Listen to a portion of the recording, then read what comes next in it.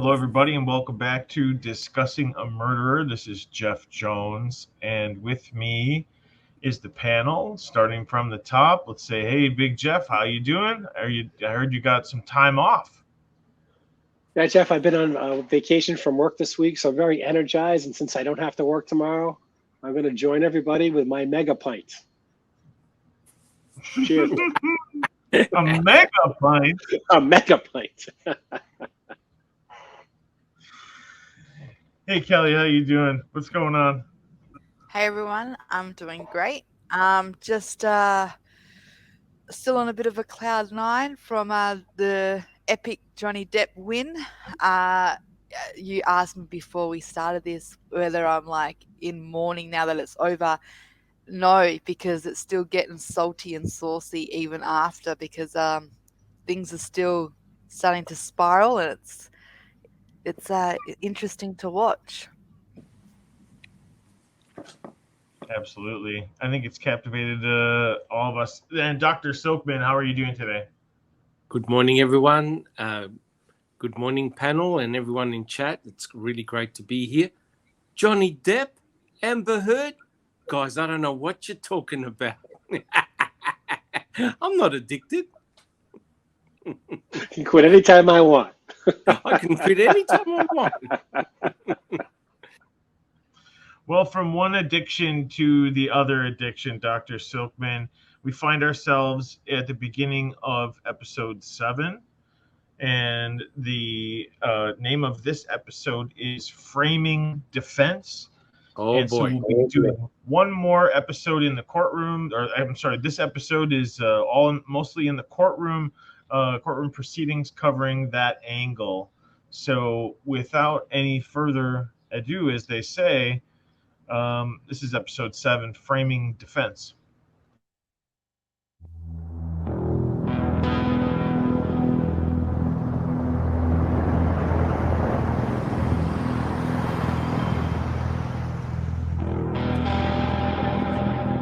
I want to emphasize that the investigation is being conducted by the Calumet County Sheriff's Department, the State of Wisconsin Division of Criminal Investigation, and the FBI is also going to be assisting us.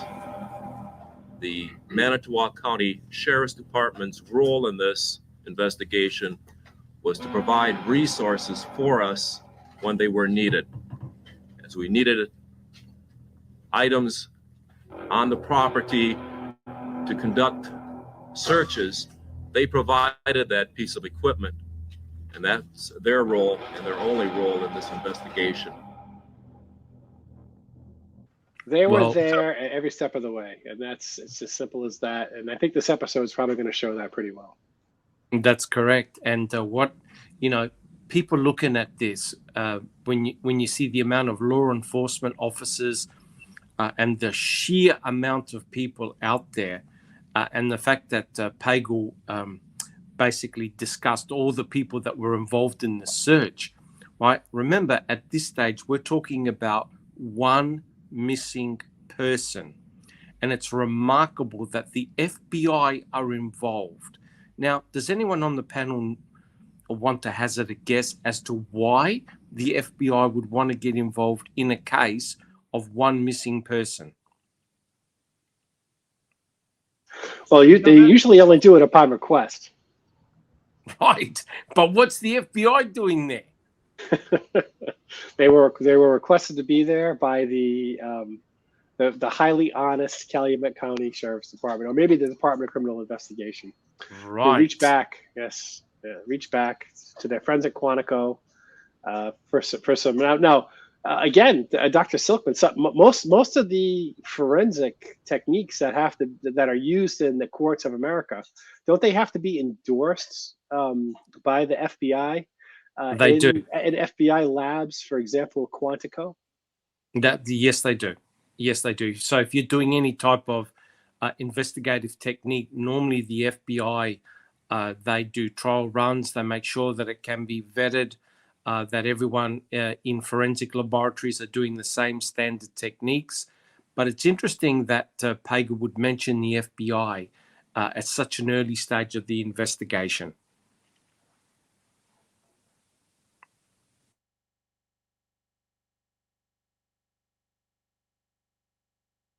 they had Stevie picked, as far as I'm concerned, right away. They set him up right from the beginning. But they said, oh, he's not no suspect. What was he? They didn't find nothing down at his trailer for 3 or 4 days. Then all of a sudden stuff started. Oh, we found this and we found that. And then the Manitowoc cops found the key.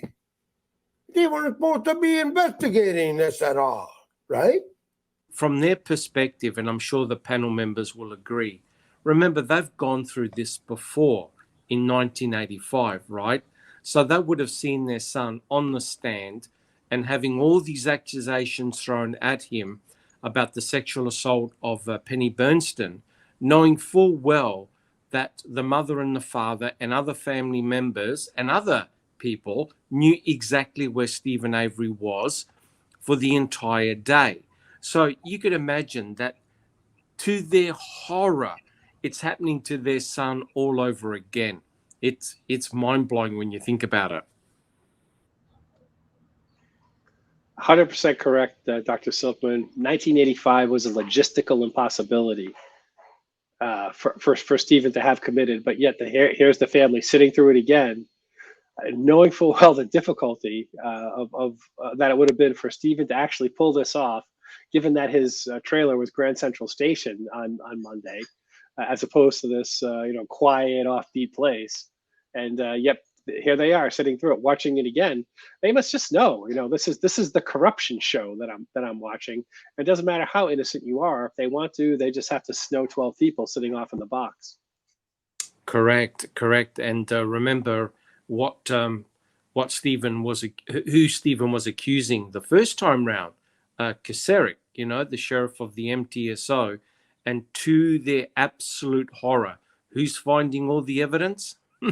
MTSO officers, and they're the ones that should not have been there in the very first place.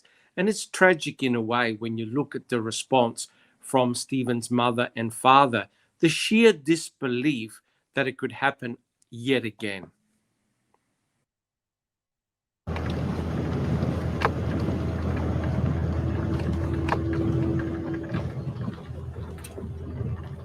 Pulling up to Steve Avery's residence.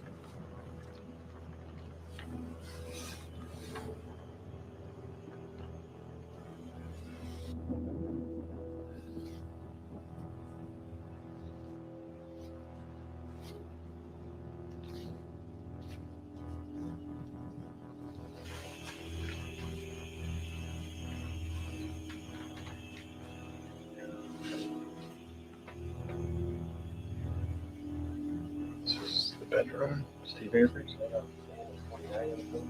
It was. I want you guys, and also people in chat and on the panel, to have a close look at that cabinet, because every time you have a look at that cabinet, the contents of that cabinet changes all the time. And it begs, you have to wonder what the hell has happened to that cabinet, because as everyone will know, that cabinet is crucial to our story. It was told to me that no Manitowoc County deputy should be alone on the property. Investigator Wiegert told me my responsibility would be to go with them into the Steve Avery trailer and to document what they were doing, and if evidence was seized by them, to take custody of all the evidence. Now, you said that you were teamed up with other officers. Do you remember who was in your team? Yes, it was. Yeah, somebody light a match. They're gaslighting hard. Yeah, that's right. I mean, what you're witnessing is something called incrementalism, right? I mean, so yeah, they were just there to help, and they just did, and then you just kind of find it moving a little bit further and further away from the original purpose, and then they're the ones who make the miraculous discoveries. So this incrementalism that they're kind of showing here is just it's kind of par for the course with these guys. But I think the documentary is going to do a good job of sort of showing us, the nature of the involvement. So we're right to pound it, and I think the documentary is going to pound it even harder. Right, and I agree with Big Jeff. But don't you think, guys, that this is the most ridiculous thing you've ever heard, right? You're now in the middle of a murder trial, right? And now the police, the investigators have to now justify the presence of MTSO officers that are doing the searching, right? You would have thought that this would have been a clean-cut investigation. And yet now, in front of a judge and a jury, you've got Calumet officers who now are playing watchdogs and babysitters for MTSO officers that should have never been part of the investigation. And what makes matters worse, is that the defense team is claiming corruption, collusion, and planting by these MTSO officers. Now, you have to admit, it doesn't look good, does it? It doesn't look good. And you have to. I think about it from the standpoint of, what if you did work for Calumet and they were like, yeah, make sure that they're not left alone and blah blah blah. Is it really your job to babysit other officers? And how does that look under the code of blue? You know what I'm saying? Like, oh, you're here to babysit us, huh? You know what I mean? Like, what kind of an atmosphere does that create? Or are they just saying, you wouldn't turn on another cop, would you? Or what? And so it just seems like you're putting those Calumet officers in a really unfair position, that they have to do their job and they have to babysit Manitowoc. It's ridiculous. It's absolutely ridiculous. But Jeff, this is a big win for Dean, for Dean and Strang and Buting, right? Because here you have this conflict. You've got this conflict of interest, right, with the MTSO officers being on the property, a place they never should have been, right? And as we'll see, they're turning up all this evidence. The defense team must be rubbing their hands, going, "You beauty, you've done the hard work for us." I almost wonder, like, why aren't the questions when they get to the Manitowoc officers, like, why were you there? Who told you to go there? I thought you weren't supposed to be there. Instead of, what did you do? What did you see? What did you know what I'm saying? So it's almost that they've conceded the idea that they weren't supposed to be there, and they're not going to hold them accountable on that. And I just think it adds to the overall soreness of this case for me, anyway.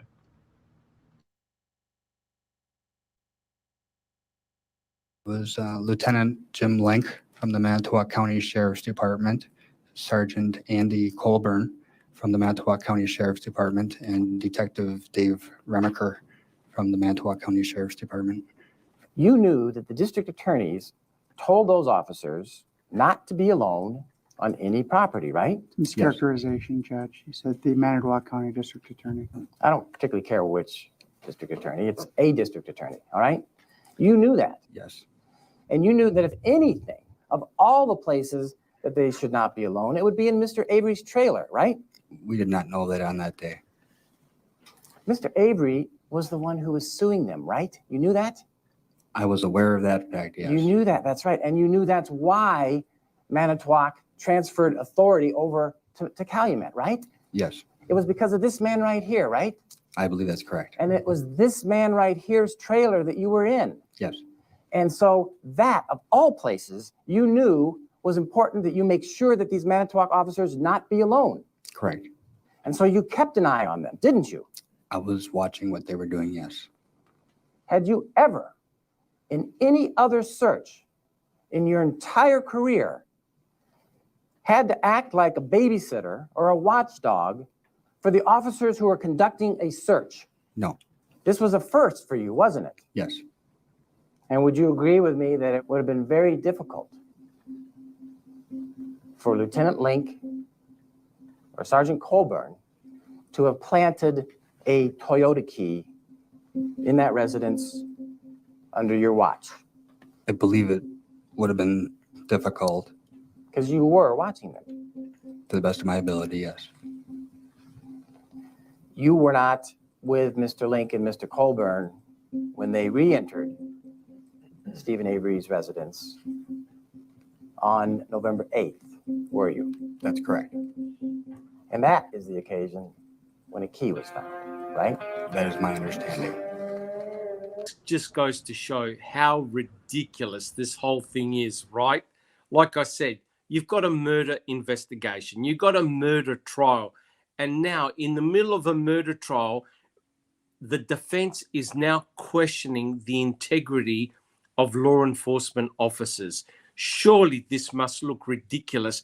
And remember, the Hallbach family is in the courtroom and they are listening to all this, right? Surely it doesn't look too good. I agree, Dr. Silkman. Certainly it doesn't. And here's where you kind of have to peer a little bit behind the scenes to kind of understand again how the rulings of our friend Judge Willis really overall impacted. Because you could not have gone into the Stephen Avery bedroom without a search warrant, and our friends Link and Colburn and the Calumet officer that they were with, Sklarinsky, I think, did go into the bedroom, and they had a search warrant for pornography, and they were just there, just to pull that out because they wanted to show how rapey Steve Avery was. He was a horn dog out of control, and that's why this happened. But the nature of certain search warrants is if you find things of evidentiary value to the case that were in plain sight, that would have been easily found anyway, those kinds of things are admissible. But again, this was found on, according to Dean and Jerry, on the 7th search. I know there's some disputes as to whether it was the 6th or the 5th or whatever it was, but it was after multiple searches had been done, including people crawling on the ground and looking for, fibers in the carpet. Really, at some point, the defense had to have ruled that, hey, look, they found that key, or the defense would have petitioned Judge Willis to say, hey, look, the finding of the key was illegal. They were in there looking for pornography, and they did not find, what they found was outside the scope of the search warrant. It had been searched multiple times, and the judge ruled, hey, look, this is something that would have been easily found anyway, because it was sitting out there right out in the open, right? So this is, again, just yet another example of how the sort of the behind the scenes mechanics of the trial went well against Stephen, just how he didn't stand a chance going in. So that's what I have to say about that. Yeah, 100% agree, Big Jeff. I mean, I don't think in their wildest dreams that these law enforcement officers were ever going to be caught out like this. And it looks really, really bad, right? Normally, a search, when you do searches, and we're going to hear Mr. Kratz come up with all these types of ridiculous excuses as to why the officers were in Stephen Avery's bedroom on so many occasions, right? Once you have to find excuses for the officers, you know that things cannot be good, right? And the bedroom itself was relatively small. Look, you could have spent half an hour in there max, and you would have gone over absolutely everything in that tiny bedroom. And the story that these guys concocted of how that key was present on the floor, honestly, they should have just said it was placed there by an alien, and I reckon that everyone in the courtroom would have believed it, because it truly is ridiculous. Did you believe that either Lieutenant Link or Sergeant Colburn had an opportunity out of your eyesight to plant that key there? No, they did not. How can you be so sure? Well, first of all, they would have had to have the key. I think the only person that would have had the key was the person that killed Teresa. Objections. Whoever had the key planted the car. Yeah, I have the objection too. Do you notice how he turns to the jury with this like preloaded story? And yes. he's pleading to the jury. Yes, they're basically instructed to do that, and I'm sure Kelly will back me up here. But if you've watched the Johnny Depp Amber Heard trial, you'll see that a lot of people on the stand, when the attorney asked them a question, they immediately turn to the jury, right? And you can clearly see here that Kaczarski is doing exactly that. But notice what he said. And this is the important, he basically let the cat out of the bag. That's the importance of the key to the state's case, that only the killer would have the key in their possession. So hence, for planting, one can clearly see the importance of that key. So yeah, I agree, Troy, and I think that Jeff managed to pause this. That's just a perfectly great point, and I hope we can show his face on YouTube. Is that the facial expression that somebody makes and makes a definitive statement, and that they know that they're correct, and I've made this strong point, and I'm going to turn to the jury and say, yeah, you get my point? That looks like, to me, that looks like the facial expression of somebody who's like, oh my God, are they going to buy this bullshit?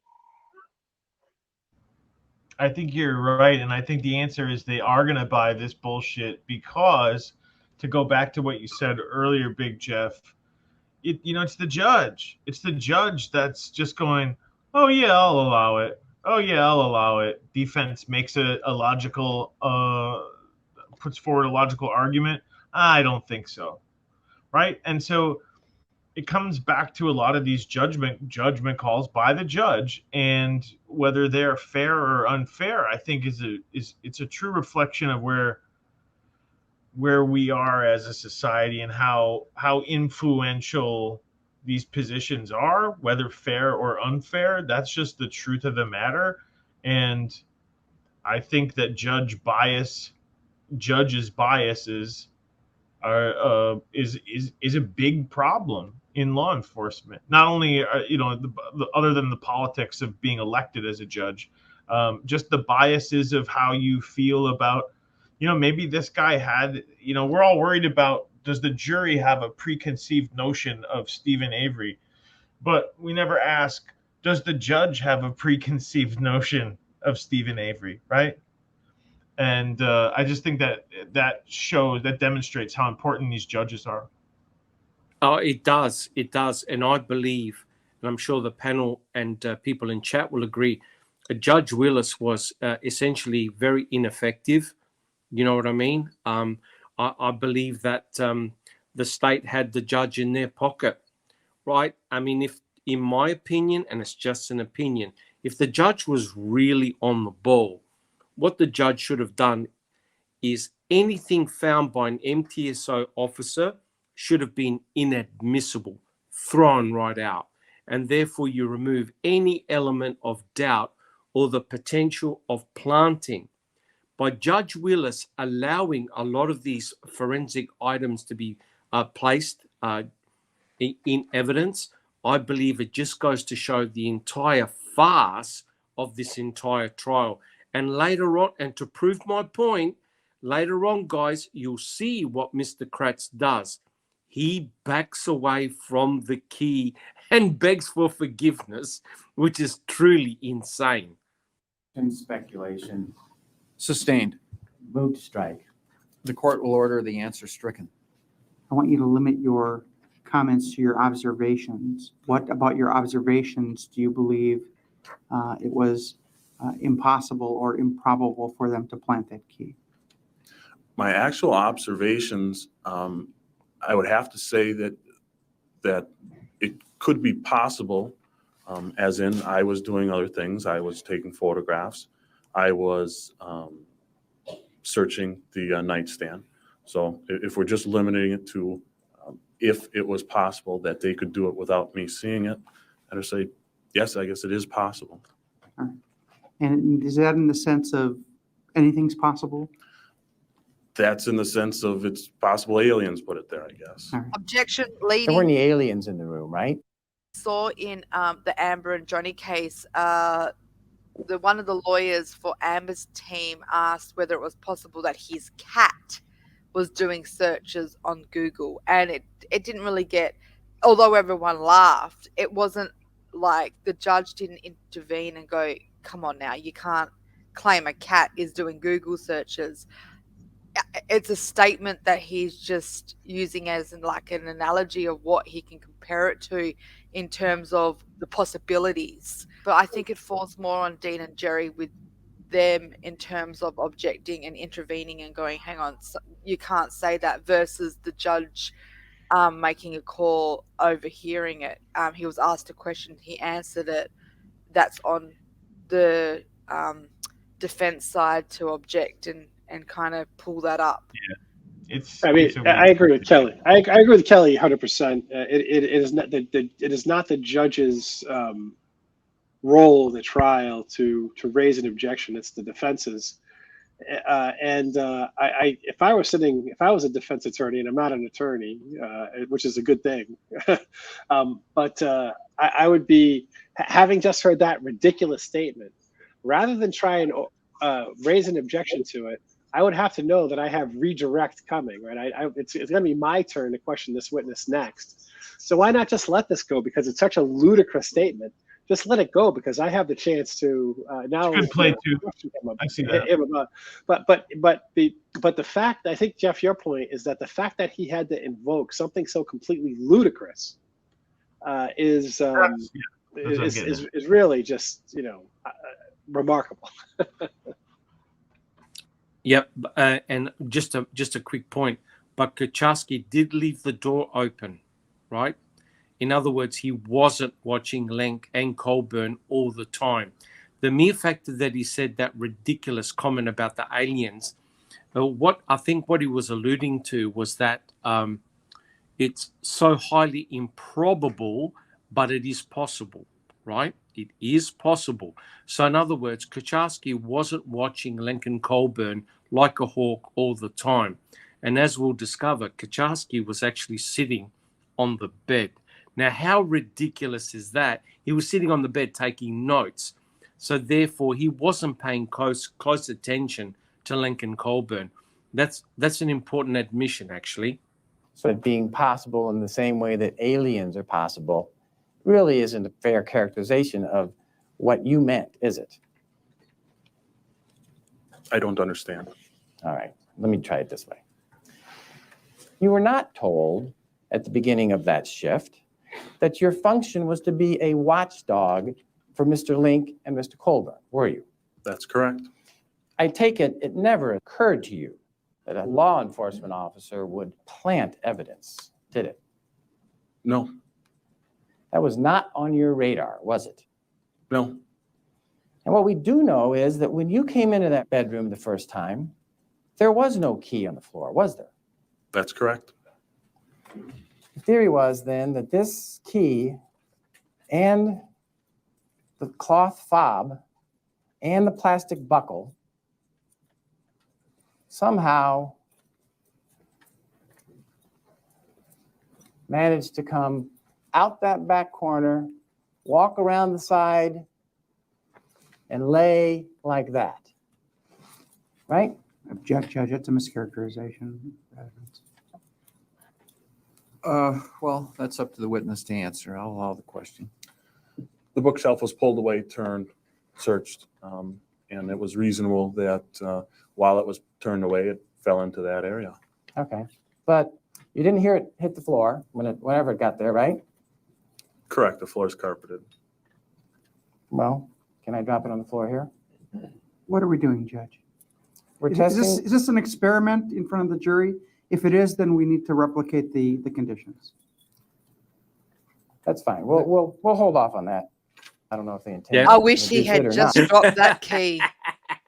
I wish he hadn't even asked. He had just dropped it. Had that pending question and then dropped it. And then they could object, but then it would have already been a seed planted for the jury. I was just 100% agree, Kelly. Now, let's think about this. Let's reverse the role. If that was Ken Kratz, who was part of the defense team, and he was holding that key, Ken Kratz would have dropped the key and then turned around and said, oops. So it goes to show the honesty of Buting, right? Buting had asked the judge, "Oh, look, what are you going to do here? You're going to drop the key or not?" What Buting should have done, I agree with Kelly, is drop the key, right? And then the obvious question was, Kucharski, did you hear a key dropping, right? So I think that was a great opportunity lost at that moment. In fairness, though, if he would have just dropped the key, could that have come up later as a technicality for whatever reason, because he's then possibly contaminated the key with the floor and the fibers and such and such?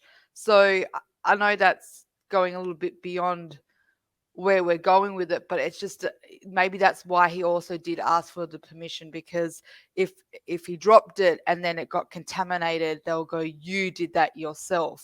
If he had been granted permission from the judge, then anything that happened to the key after that is on record per se. That's true, but the key had already been processed at that stage. But I understand, Kelly, because then later on, as we'll find out, Kathleen Zellner got access to that key, right? So potentially dropping it on the floor can, add a form of contamination. That is true. But I think the point being here is that if that cabinet was shaped, no one had mentioned the sounding of a key rocking and rolling inside a wooden cabinet. No one heard a thing. And so when they entered into the room, no one saw a key. And as you'll discover later on, when Len came back in, all of a sudden the key was there. And Kucharski never mentioned he heard a key or hearing a key rattling inside a wooden cabinet. So that's an important point. I think the point that I was going to make, and then I was going to let it go, but might as well mention it now. This kind of demonstrates their style of attorney. Another lawyer might have dropped that key and thought, whatever, I'll just go with it and I'll deal with the consequences. And I think you said something, it shows how honest they are. And I think that does demonstrate how honest these attorneys are. But sometimes you might need somebody who's willing to kind of blur the edge there a little bit and go for it. And I think that's a little bit more of KZ's style. I don't know. Maybe we shouldn't get too deep into comparing lawyers, but I don't know that the safe bet is always the best bet in every situation. And I commend these gentlemen for the honest way that they conducted themselves. But I think there's a part of me, and I think there's a part of the community that wished they were a little more vicious.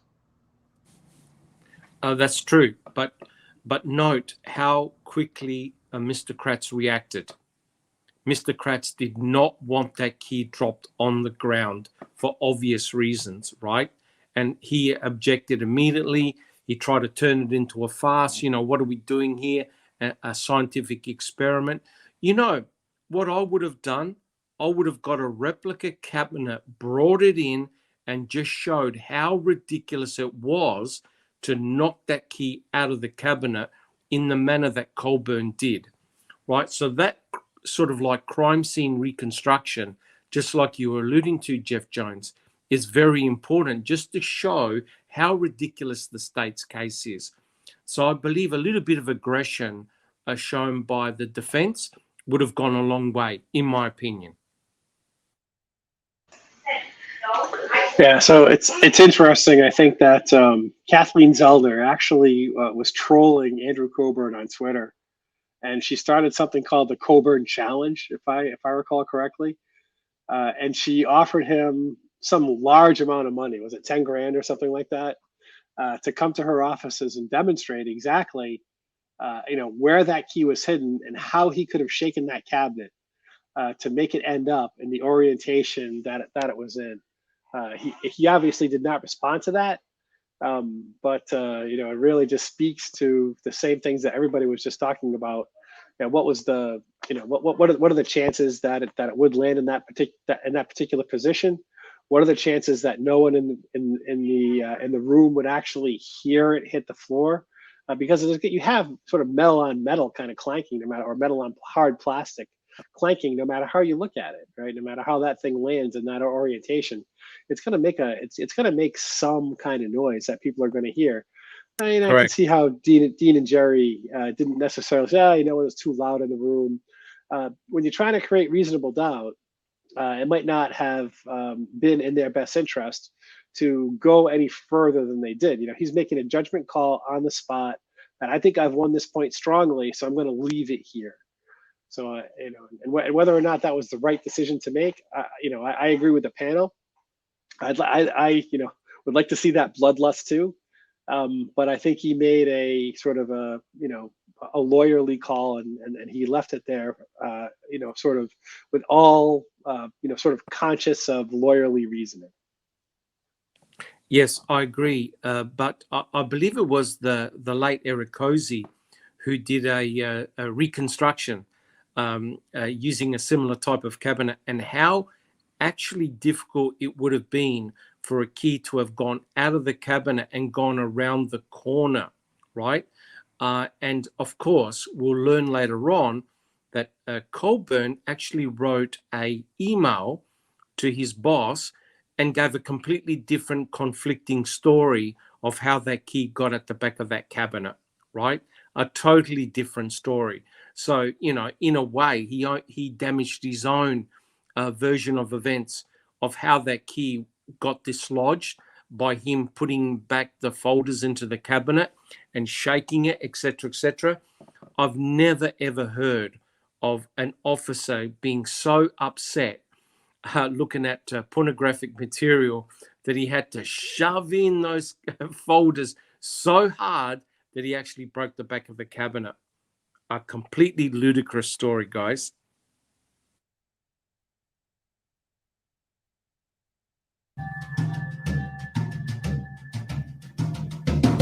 Lieutenant Lang, November 8th was at least your third time into Mr. Avery's bedroom, searching it, right? That's correct. Now, you had been the first one to empty out that bookcase? No, sir. Okay, but you know that somebody searched it on November 5th. Yes, sir. How about on November 8th? Do you know whether Mr. Colburn took all of the stuff out of the bookcase? All the magazines and the photos and that type of thing were taken out of the bookcase. So that he could look in the bookcase? I suppose. And did you get a chance to look into the bookcase when it was empty of its contents? I've glanced in there. I didn't really take a hard look in there, no, sir. You didn't see a blue lanyard and a black clasp and the Toyota key in the back of that bookcase, did you? No, sir, I did not. It's not enough to just get the key. He wants Avery's DNA on that. And so he is going to wait until it is the right time. And there is a Calumet deputy with him on all of these searches. Yep, there is somewhere nearby, and he was house. just waiting for the right time when he could do it. That key does not fall from, in between the backboard and the frame of And that little bookcase. find his way underneath a pair of slippers. Yeah, it just does, things fall straight down thanks to gravity. Right. It's, And if we get them thinking, look, if the guy's capable of planting a key, who's to say he's not capable of planting blood's blood? easy. Yeah. Blood's easy. Blood's easy. The bottom line is they knew. That might be a really great opening for you, Kelly. I don't know if you want to take that right now or not, but is blood easy? Is blood easy to Well, take? they're alluding to easy to, use as a plant. Yeah, exactly. Thank you, Jeff. There is so many variables and factors when you're wanting to plant blood. Certainly not out of a sink. And I'm glad he said the word gravity, because gravity plays a huge part in blood as well, and how it runs and how it, when it coagulates and all the factors with that. But yeah, no. it's a hard one because the blood situation is its own podcast in such saying.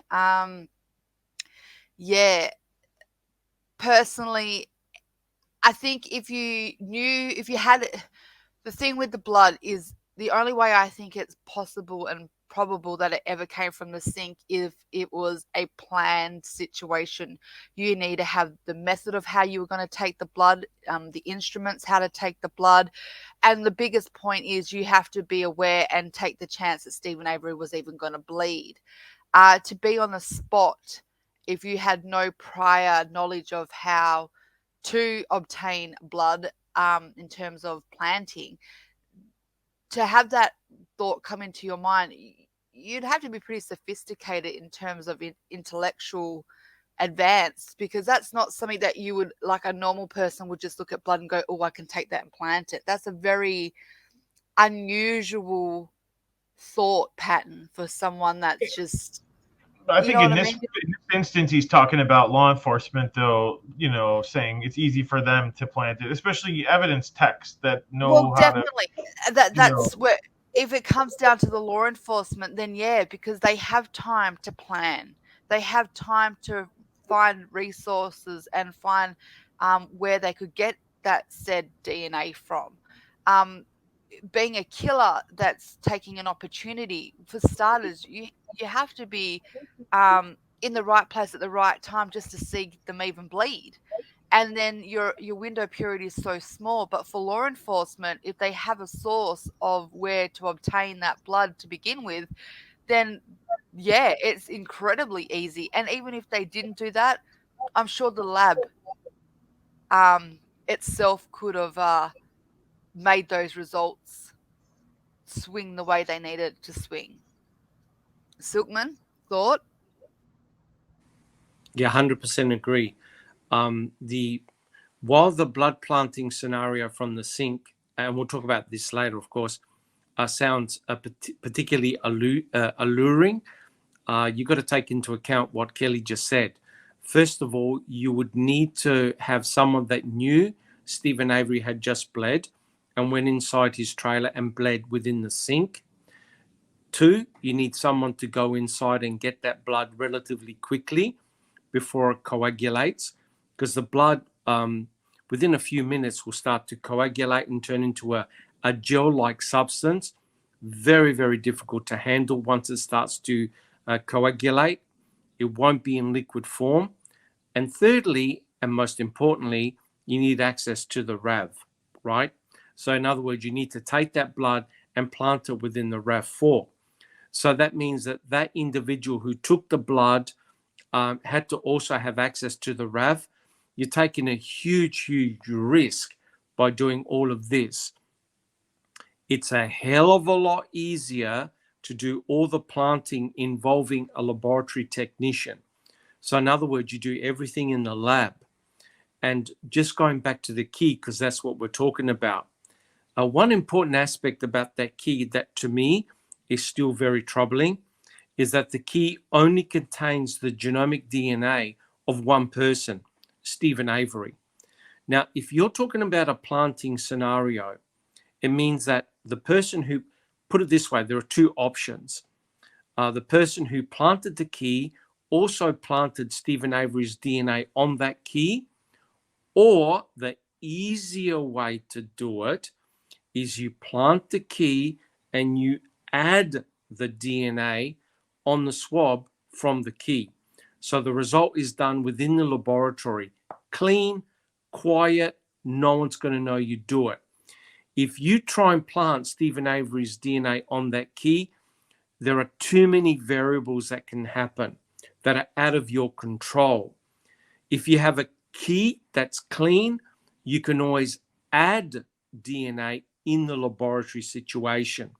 To me, that points to one person only. Big Jeff, you want to have a guess who I'm looking at? Was she your former girlfriend? She was my former girlfriend. Ms. Colhane. That's correct. That's correct. So the laboratory situation, and I agree with Kelly, is definitely the best place to do your planting and manipulation of the results. Much more cleaner to do. I've often thought about the key. Are we even confident that the key even had Stephen's DNA? And when I say that, I mean, like, could they have just had the key, claim to have swabbed it, and then the claim that the swab itself came back with Stephen Avery's DNA profile? What if they just had a swab already on standby that they had gotten from like the Grand Am or something, and was already very well knew that was definitely Stephen Avery's?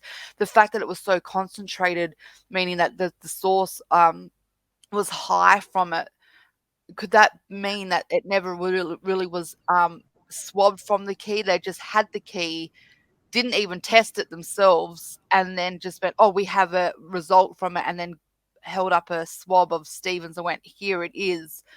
Like, how confident are we even that someone even planted Stephen on it to begin with? That's basically the question. There was never even him on it at all. It was always just clean. It was just always a clean key, and they just took a swab of Stephen that they knew would be 100% Stephen's and said, this is the result we got from the key, but they didn't actually test the key. That's a possibility. I agree 100% that key was clean, but you can't take any risks because according to Cherie Culhane, she looked at the key, she visually examined the key. There was no sign of blood, okay? The key was clean. And normally what Cherie Culhane would do was that if she notices any type of stain on the key, she would do a presumptive test. In other words, to determine whether there's the presence of blood. If there is the presence of blood on the key, she will then do another swab and do a DNA prep.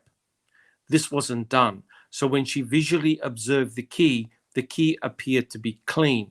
Now, what is incredible is if you have a look at Culhane's very first DNA report, the swabbings from the Pontiac Grand Am, the swabbings from the Toyota RAV4, and item C, which is the key, is present in her very first report, which means that had she extracted genomic DNA from the Pontiac Grand Am and it came up positive, when you get the DNA result, came up positive for Stephen Avery, you could have easily used the DNA sample and say, oh, this came from the key item C, and say, okay, it only contains Stephen's DNA on the key. Now, the reason why I'm very suspicious is three actually. One, there was no presence of blood on the key, despite Stephen Avery having an actively bleeding finger, and he supposedly left his blood near the ignition switch, which meant that if you're going to leave blood there, guys, do you agree? Yeah, would have had to have held the key with a bleeding finger in your hand, right? There was no blood on that key. Secondly, there is no genomic DNA from anybody else, including Teresa Hallbach, on that key. No fingerprints, nothing pertaining to the owner of that key. And three, and damning, is that Culhane used all the DNA from the key. Now, isn't that incredible? She didn't even keep half the sample. She utilized the entire DNA from the key, which means that no one can re-swab the key. It's all clean. To me, that is highly, highly suspicious. I just have a side question here then, Dr. Silkman. That's what Cherie Culhane says.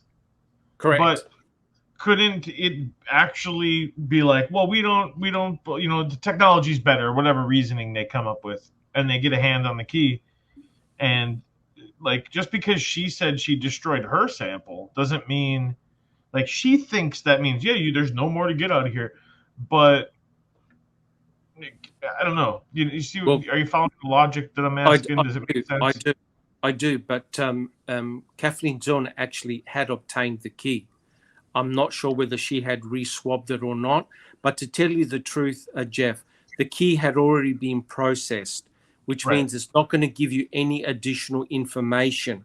So in other words, if you were going to process the key, If Kathleen Zellner was going to process the key, she would have needed her experts to have done it in situ. In other words, her experts should have been the very first people to have processed the key. Because that key went into Culhane's hands, party's over, guys. You don't know what she did to that key. That's right. So Jeff, go ahead. I just wonder if we could just take a second and listen to the under 2-minute video that I just linked in the chat. And again, what this is a phone call where we hear Sheriff Pagel receive the results of the DNA profile of various elements, including the RAV and the key. So I wonder if we could hear what he, that's what this captures. It was done by Millbilly, who's spent hours and hours poring over the dispatch calls and whatnot. So if we could just take a listen to what that says and then get a reaction from the panel.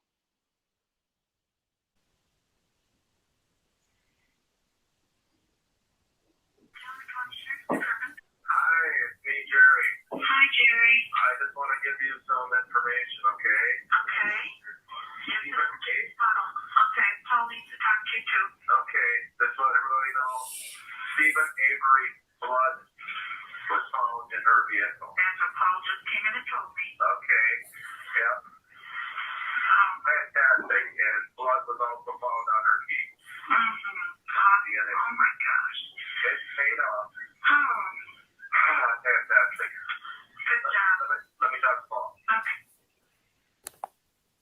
We got it. Cool. Man, oh man, we've been waiting for this all day. Cool. So what Brett just told me, they found his blood, verified his blood in the car and also on the key, huh? Also on the key vehicle, he says he's never been in. Cool. Do you think, Dr. Silkman, this is something, is Pagel sort of making a mistake here? Where is he saying, they're saying DNA and he's mistaking in general DNA for blood? Because I am aware of the results that you're aware of, where the blood test came back negative. Or did they fuck up? Well, what the concern always is that when a senior investigating officer or a sheriff makes a mistake like that, one has to question exactly where they got the information from, right? Now, information like that would obviously have to come from the person who had examined the key, and that would have been Cherie Culhane, because as we'll hear, when that key was found, they immediately called the crime lab to come over and collect that key. That key was immediately given to Cherie Culhane, who had observed the key. So somehow Pagel got the idea that Stephen Avery's blood was on that key. That is not the case. Now remember, in order to extract genomic DNA, you need some type of source, right? Either from blood or touch DNA or from skin cells or something like that.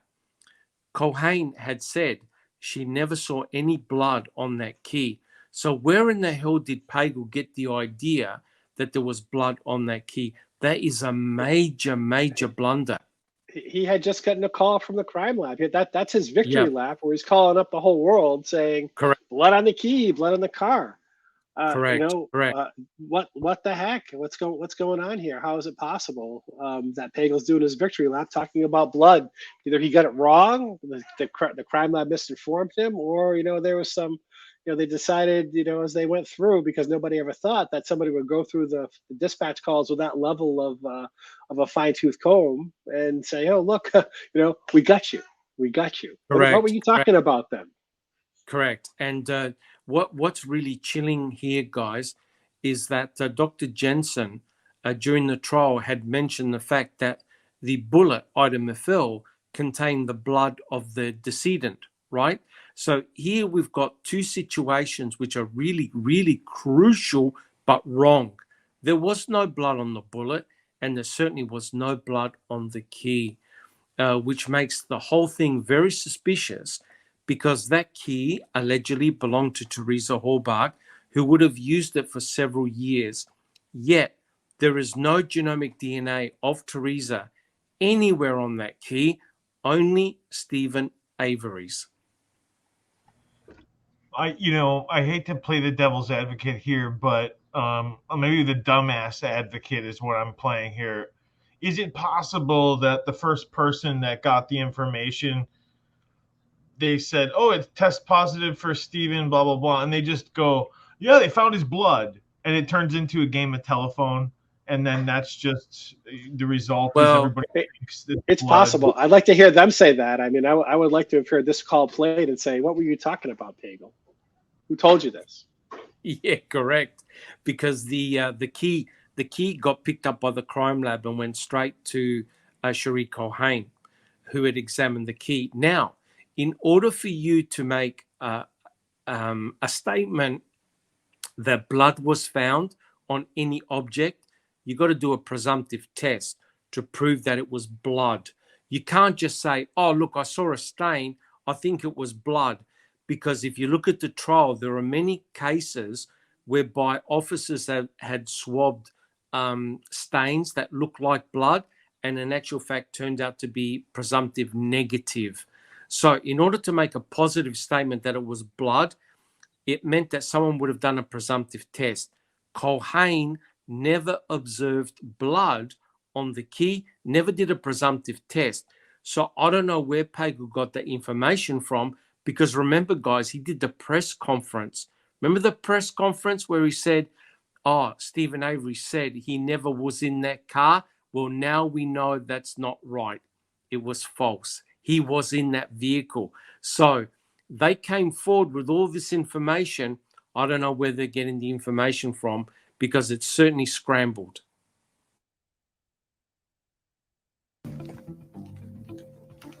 Who's to say he's not capable of planting Blood's blood? easy. Yeah. Blood's easier. Blood's easier. The bottom line is they knew their boss had just recused the department, had turned over lead authority in this investigation to the neighboring department because of that lawsuit. Yeah. They were deposed in the lawsuit. They didn't tell. Yeah. I'll connect that.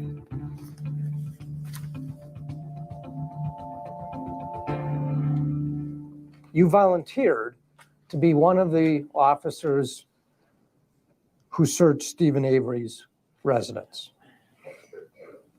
We were asked to assist in searching residences, yes. Well, all right. You've given testimony about that very topic before. Yes, sir. Do you recall being asked this question, and did you give this answer? So you volunteered to be one of the officers who searched Stephen Avery's residence. Your answer, yes, sir.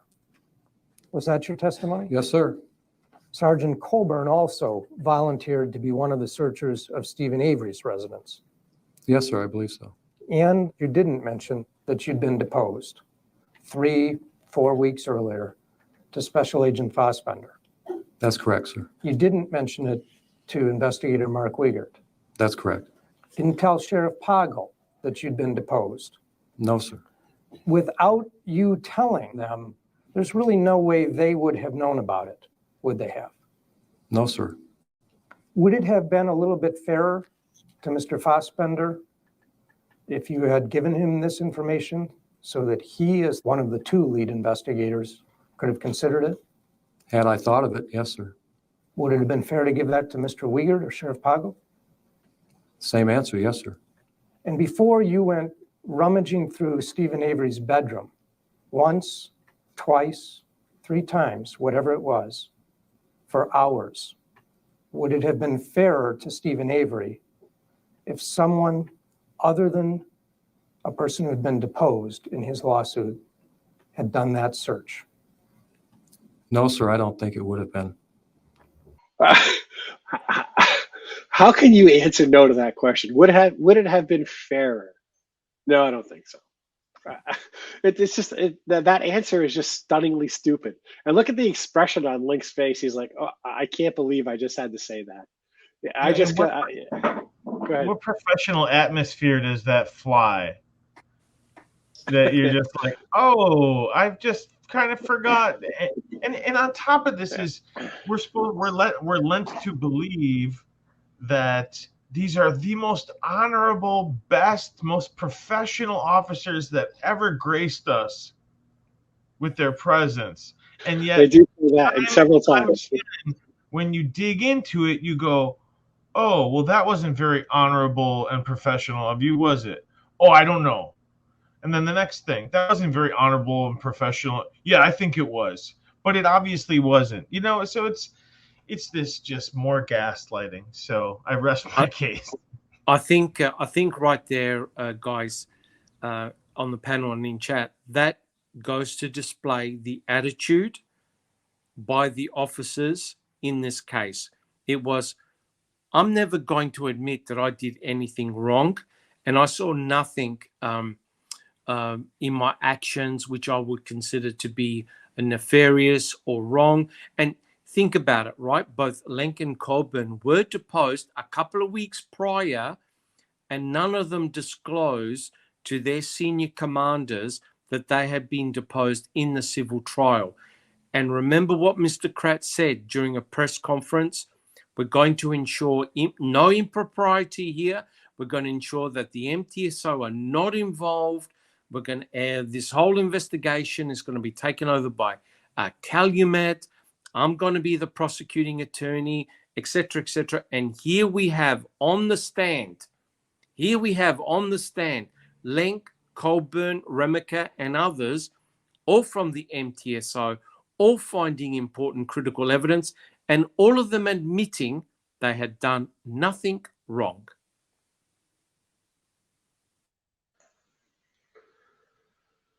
The exact same as in 1985, because they didn't have to admit that they did anything wrong because they were cleared by the PEG whitewash.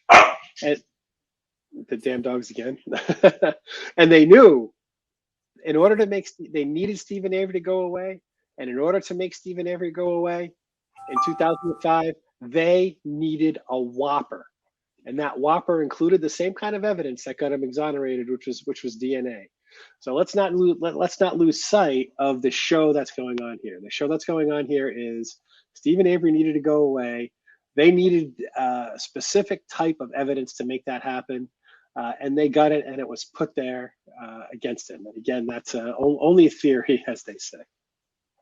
That's correct. 100% agree, Big Jeff. But you can clearly see here, guys, there's no impartiality here, right? You can tell by the mood of the officers, hey, what are you doing questioning us? We haven't done anything wrong. Their attitude is, we're going to do what we want, anytime we want, and they're going to be protected. Big Jeff is correct. These guys are bulletproof. When you consider what happened to Stephen in 1985, and then Pagel whitewashed the entire investigation, Stephen Avery had no option left but to go for the civil suit. The corruption here, guys, is deep and embedded. That's the problem, guys. It is so deep and embedded, they cannot see it. They believe in their own lies. And you have the audacity to question me. That's the attitude that I always feel from these guys. How dare you even question me? 100% correct, Jeff. And like I said, we are reading Mr. Kratz's book. We're nearly finished. And you can clearly see the attitude of Mr. Kratz. The mere factor that Stephen's defense team was even questioning these officers, it drove Mr. Kratz insane. And you'll see here how Kratz responds to the mere factor that these officers were being questioned. Maybe not in Brookfield, maybe not in Madison, but around these parts, if you're going to suggest that a cop is crooked, you're going to suggest that a cop committed crimes, then you better have something other than your elbows on the table. And in this case, to suggest that these police officers planted evidence with nothing, that is, with not one shred, at least anything that I've seen, that approaches evidence, I think is absolutely deplorable.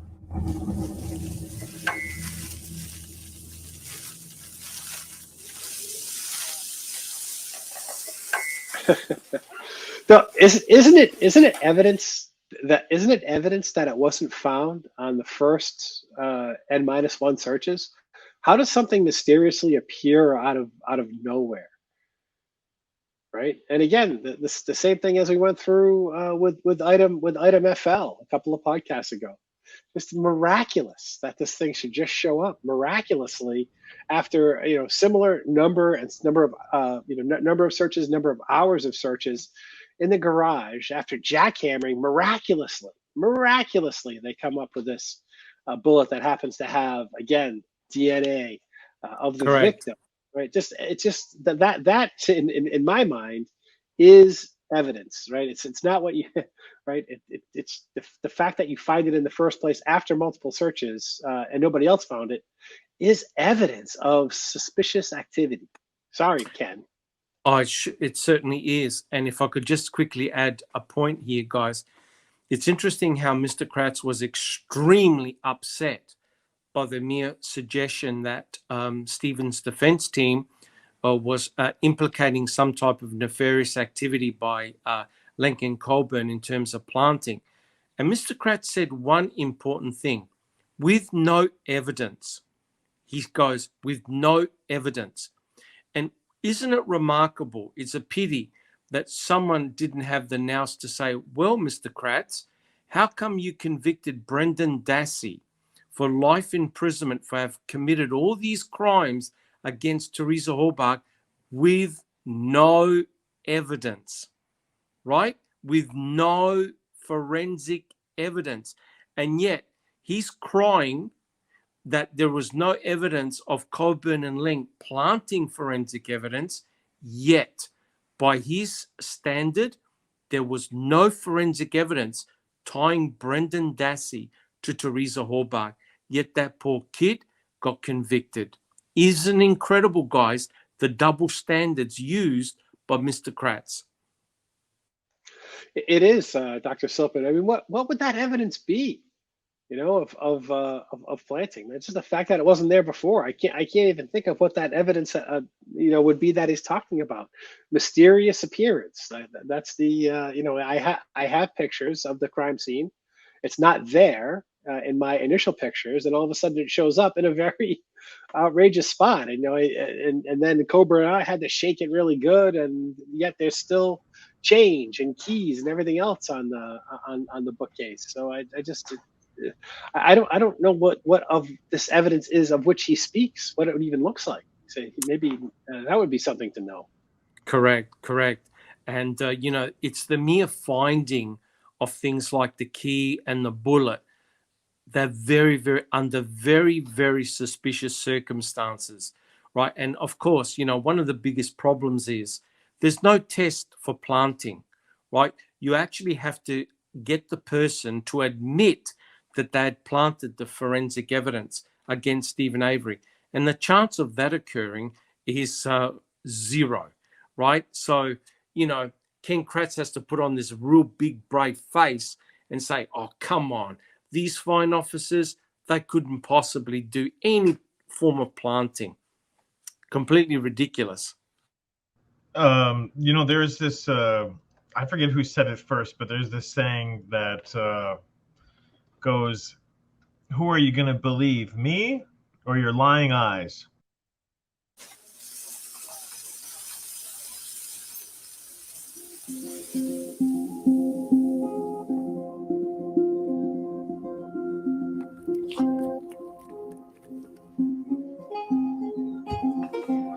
I'm in the same situation that I was before. There's a couple of them want to nail me, and the other ones did. But nobody speaks up. But I gotta go through this over and over. Sometimes I just wonder, I don't know. It's just hard to take all in, You may be seated. Mr. Kratz, at this time, you may resume your questioning. Sergeant Colburn, that first day, that is the first day of the missing persons investigation, the 3rd of November, after Mr. Wiegert asked for your help, did you have any conversation with Stephen Avery at that time? Yes, I did. I asked him if Teresa Hallbuck had come out to their property to photograph a vehicle that they were selling. Mr. Avery have a response for you? He said that she was taking some pictures of a van that his sister was selling. And I asked Mr. Avery if she had said where she was going. And he said, I never talked to her. She was only here 5 or 10 minutes and she left. But he never talked to her? That's what he told me. He never talked to her. Now, what does it mean he never talked to her? As in, did he not engage in a big, long conversation about the universe, the world, unicorns and rainbows? or was it just like, here's the money, thank you, see you later? Now, you notice how Kratz was trying to turn that into a lie, that Stephen Avery never said a word to Teresa Hallbuck. So by him saying, he never talked to her, notice how he raised his eyebrows. He was trying to bring in that element of doubt that Stephen Avery was in fact lying.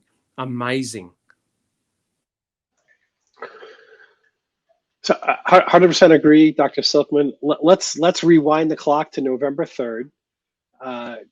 Karen Hallbuck calls Calumet, and Calumet calls over to Manitowoc and asks if somebody can go over and sort of trace Teresa's last steps.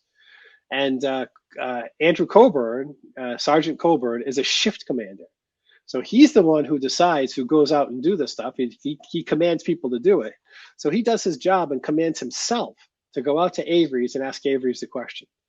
Now, is that the most brilliant decision in the history of police work? After only being deposed, just literally a couple of weeks ago, he's going to be the one to go out there. And Stephen, I think Stephen and Jody went to most of those depositions. So he's going to be the one to go out to Avery's and sort of ask these questions. Is that a good idea for him to do that? I'm going to say no. It just speaks to this attitude of, I'm going to inject myself into this case, irrespective of whether it's a good idea or not. Right? To me, it's sort of indicative of what happens later down the road. Yes, 100% agree, Big Jeff.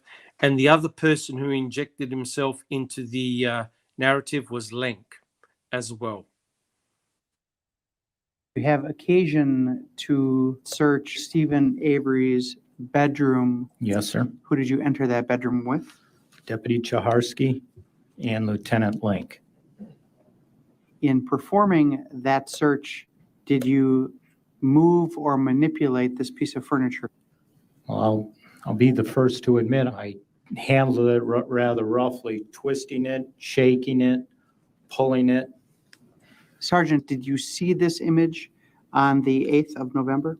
Yes, I was searching the desk here. Deputy Chaharsky was sitting on the bed filling out paperwork. Lieutenant Link said something to the effect of, there's a key on the floor here. Let me ask you, Sergeant Colburn, did either yourself, Lieutenant Link, or Deputy Kaharski touch that key? No, sir. Why not? I think all three of us knew at the same time that this was a very important piece of evidence, and none of us were going to taint that. How could they possibly have known that? It's just the prescience is amazing, right? I mean, there's a key on the floor. It's a salvage yard. There's millions of keys. That could have been, for all they know, the key to one of Stephen's vehicles. They didn't know what cars he necessarily had. That could have been the key to anything. They just didn't know. But somehow through their press, we're not going to touch that one. We knew that was an important one not to touch. The other thing, real quick, is Kacharsky was on the bed, as Dr. Silkman said, filling out paperwork. What way do you have to look to fill out paperwork? I'd assume that's down at the paperwork. Correct. Maybe that's just me. Correct. But I agree, Big Jeff. But if you have a look, there are early photographs of that cabinet that show a bunch of keys, I think, on the shelf. right? Now, nobody went, ooh, let's grab those keys and take them down to the crime lab, right? Now, they didn't know. They didn't know whose keys they were, right? They could have been Teresa Hallbach's keys, right? And as Big Jeff alluded to, this was a salvage yard. They probably had thousands of keys all over the place, right? But all of a sudden, this key comes out of the blue, and it is so important that no one touches it. And notice what Colburn said. We didn't want to taint it. Isn't that a remarkable choice of words? Almost like an embedded confession there, Big Jeff. It sure is, Tony. Absolutely.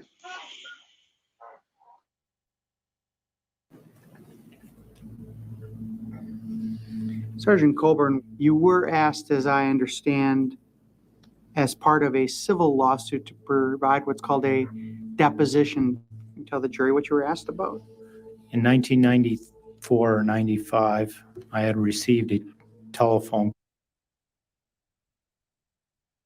To provide what's called a deposition. That's Deb Strauss. That's what I was going to ask. Is that Deb Strauss sitting there? Oh, yeah. She's wearing the same exact outfit she wore in a deposition. That's Deb Strauss. She has a lot of interest, I guess, writing on this, huh? Well, She's no fan of Stephen Avery. That's correct. She's recorded on a phone call saying if she could help because she didn't like Stephen Avery. And she's not even sure whether it's legal for her to offer the assistance of her department. She also says that in that phone call. Can you tell the jury what you were asked about? in 1994 or 95. I had received a telephone call when I was working in my capacity as a corrections officer in the Manitowoc County Jail. The telephone call was from somebody who identified himself as a detective and began telling me that somebody who had committed an assault in Manitowoc County was in their custody, and we may have somebody in our jail on that assault charge that may not have done it. I told this individual, you're probably going to want to speak to a detective, and I transferred the call to a detective. That's it? That's your connection to Mr. Avery? The irony here was that Kratz in his opening statement said, the 1985 case, the exoneration has got nothing to do with this. And look how he's going back at every opportune moment. So in effect, he's trying to give support to Colburn for what Colburn did on receiving of that phone call. The call, by the way, that resulted in Stephen being incarcerated for an additional, 8 to 10 years by not acting on that call? Yeah, because he said 1995, right? So he got out in 2003. Yep. So, yeah, 8 years. So about an additional 8 years by not acting on that call. Which is one of the things I always come back to, and maybe to keep in the back of our heads, that if Stephen Avery was going to seek revenge and try to hurt someone, wouldn't he have chose a victim like that? Wouldn't he have aimed towards the police, where the people who actually wronged him? And I just keep coming back to that over and over. Like, if he was going to do something, wouldn't he go out like that? You know what I'm saying? It just doesn't. Jeff, that's a really good point. In my opinion, the very last person he would have ever hurt would have been Teresa Hallbach. And, the remarkable thing is this. He even said, and they showed it in MAM, he said, when I walked out of prison, all the anger left. Right? All the anger left. He actually forgave Penny Bernstein. It wasn't her fault. And he even said it was the sheriff. It was the MTSO. Now, if he harbored anger, I agree with you, Jeff. If he had harbored anger, he would have probably gone to the police station and left a bomb, or gone to Kaceric's house with a shotgun. He never did any of that. He never did any of that. He knew the only way to seek recompense for what had occurred, he had to do it in a legal manner, using lawyers, attorneys, and a civil suit. He never displayed any anger. And it's ridiculous that at the pinnacle of the civil suit trial, just before the big honchos are about to be deposed, he kills a woman for no apparent reason whatsoever. Guys, it does my head in just thinking about it. You know, you often hear me invoke the expression man miracles, and that exactly is man miracle number one. Teresa Hall Bach goes missing. There is no reason on earth that Stephen Avery had to do that, and I 100% agree. And it just speaks to the setup. He had to go away, and that's what they chose. Yes, sir. Well, let me ask you this, Sergeant Colburn. Do you even know whether that call was about Mr. Stephen Avery? No, sir. Well, did that cause you enough embarrassment and enough angst that you obtained and planted blood so that it would be found and Mr. Avery would be wrongfully accused of a homicide case? No, sir. Have you ever planted any evidence against Mr. Avery? I have to say that this is the first time my integrity has ever been questioned, and no, I have not. This is the first time his integrity has been mentioned or has been questioned. I believe his integrity was just questioned earlier about what he had done earlier. And so Yeah, it's more of this gaslighting nonsense, right? Deflection. Right. So there's two types of sins, right? There's sins of commission and there's sins of omission. And the 1995 sin is one of omission because he was called and he had this evidence that somebody committed this attack on a woman that admitted it. Somebody who was in jail admitted it. They were in Brown County. But he took it to Peterson, and then Peterson said, "Oh no, we got the right guy. We got the right guy for that." And Andy didn't follow up on that, and that's sort of a sin of omission, right? Is that really an integrity issue? I don't know. But now they're accusing him outright of planting evidence, right, which is a sin of commission, right? He committed a crime. So maybe he's not. I don't know. I tend to think that he's a little bit of a shady character. I mean, his suit. From Netflix is based essentially on some of the editing that goes on in some of these very frames, right? That they repeat in MAM 2, where they say some of the facial expressions that he makes were actually taken from another part of the testimony, not necessarily the ones that he made, in situ with the exact questions. So he's suing. Deceptive editing is part of the suit. So you're watching in real time some of the aspects of his lawsuit play out. Now again, he had to sue for MAM 2, not for MAM 1, because the statute of limitations had run out for MAM 1. So I guess we'll have to wait to MAM 2 to see the actual editing that he's complaining about. But it's sort of the same thing here. Yes, and I agree, Big Jeff. But isn't this truly remarkable, right? Truly remarkable. You've got Colburn, who takes the call, right? I think in 1995, and nothing gets acted upon it. You've got Colburn, who gets deposed, right, in Stephen Avery civil suit. And it's Colburn who's called into question about the plates, calling in the plates of Teresa's vehicle. And Colburn who's called into question about finding the key. That is remarkable. What type of coincidence? That's several man miracles right there. It for all those things to happen to this one guy is truly, I agree. It is truly a low probability event. And when a low probability event occurs of sufficiently low probability, you call it a miracle. Correct.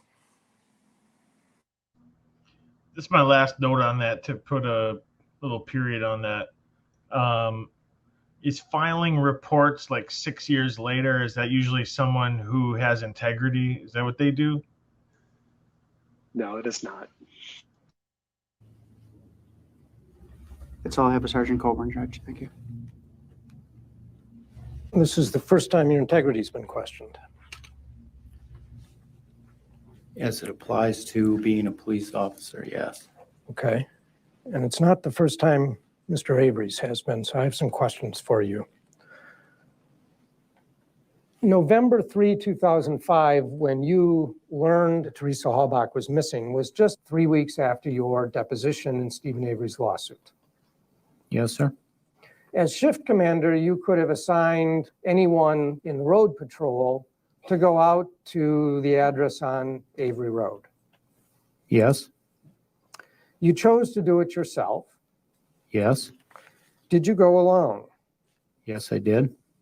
When, sir, did you first make a written report of anything having to do with the November 3, 2005 meeting with Mr. Avery?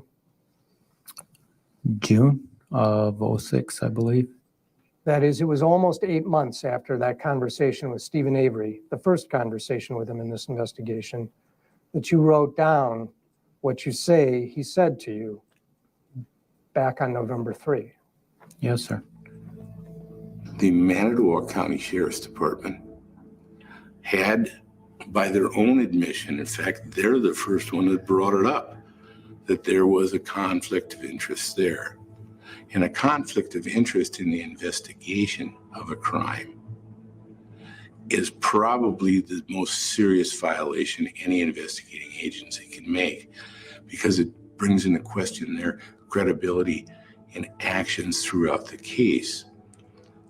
If I had to guess, I would say that they declared it a conflict of interest to dot the I's and cross the T's. They didn't implement the procedure that would follow a conflict of interest, and that is quite simply to totally back off. They continued their active role in the investigation. They developed most of the evidence, and when they took on that role that they shouldn't have, they also committed themselves to proving Stephen Avery had committed the crime. So you're in the house on November 5, November 6, November 7, November 8. True? Yes, sir. There was no time that you went into Mr. Avery's home when you were not also with Lieutenant Lank. No, sir. No time you went in Mr. Avery's garage when Lieutenant Lank was not also with you? Not that I recall. This case you would describe as the largest investigation in which you personally have participated as a law enforcement officer? Yes, sir. Law enforcement agencies involved have generated thousands of pages of police reports. Yes, sir. Your total contribution is what, a little bit under half a page?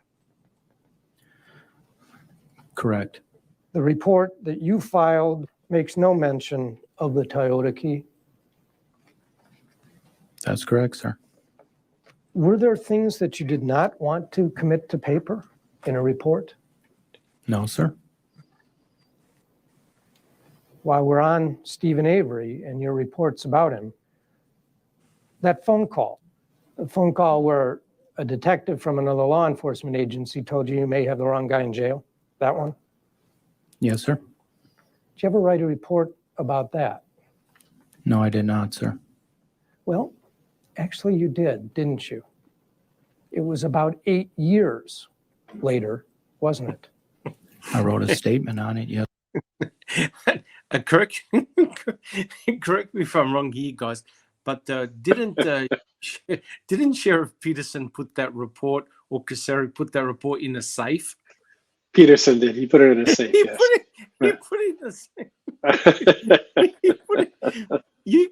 I just cannot believe, the irony here is that if Colburn was in charge of writing CASO, it would have been 2 pages long.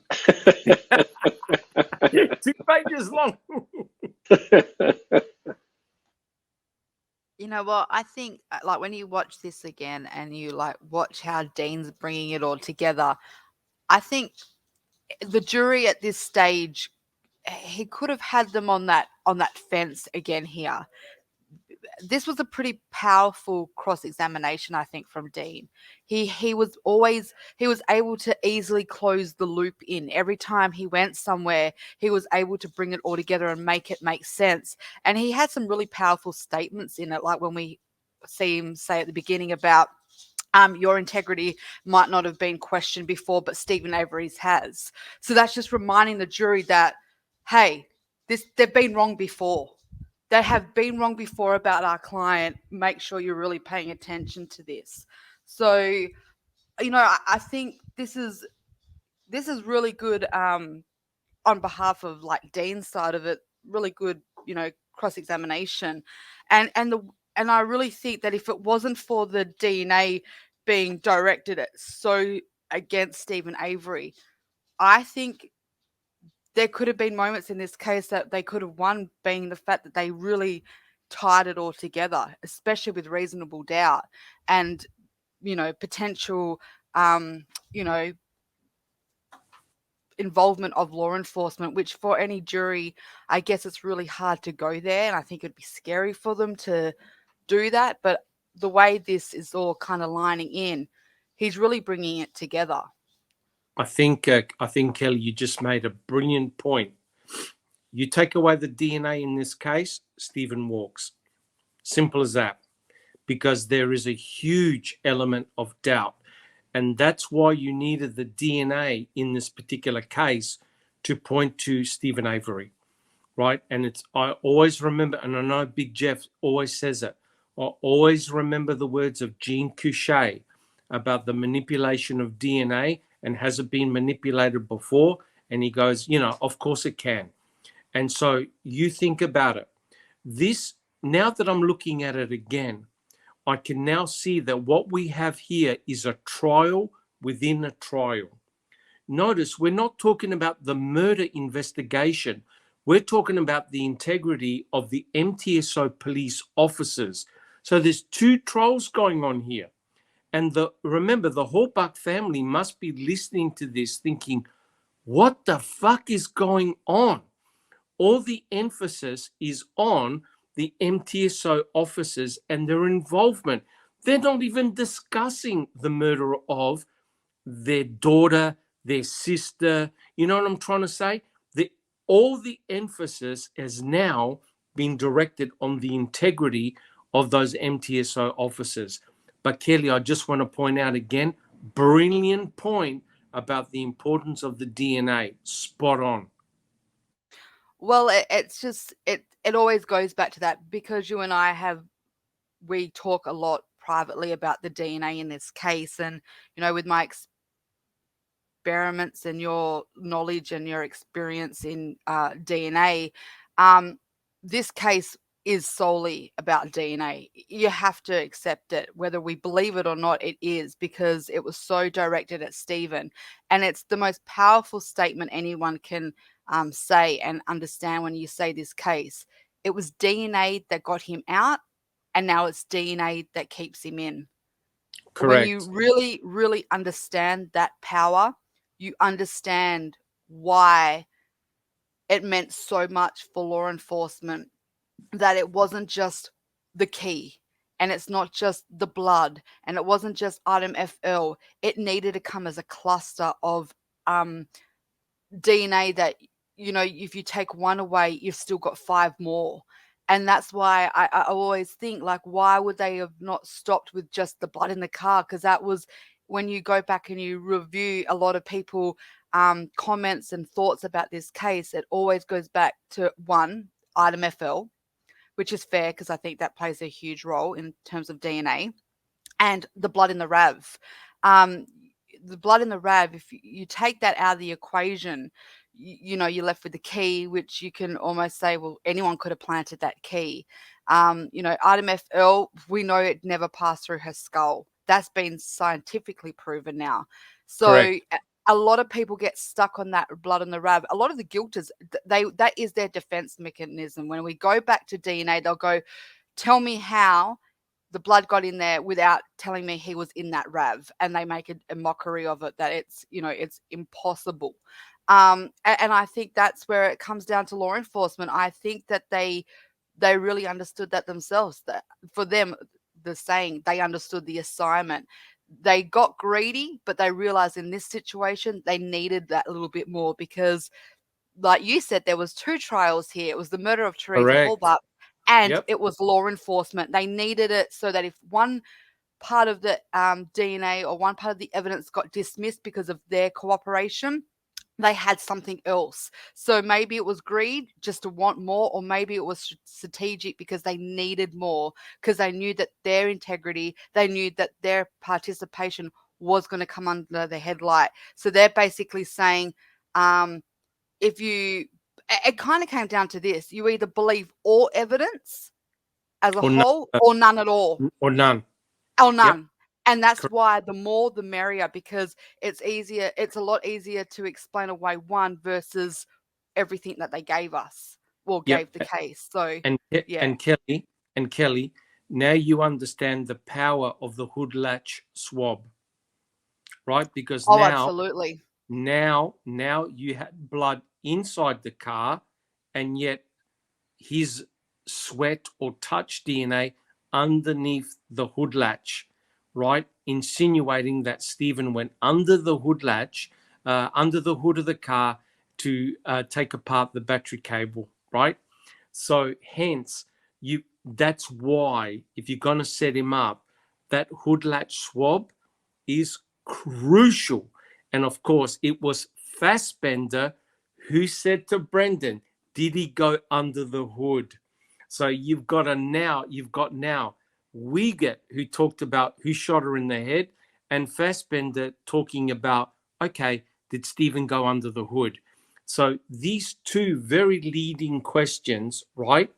You could imagine if there was an attorney present, the attorney would have said, don't answer that. That's a leading question. So because Brendan had no representation, his soul was open. His heart was open. They took him apart.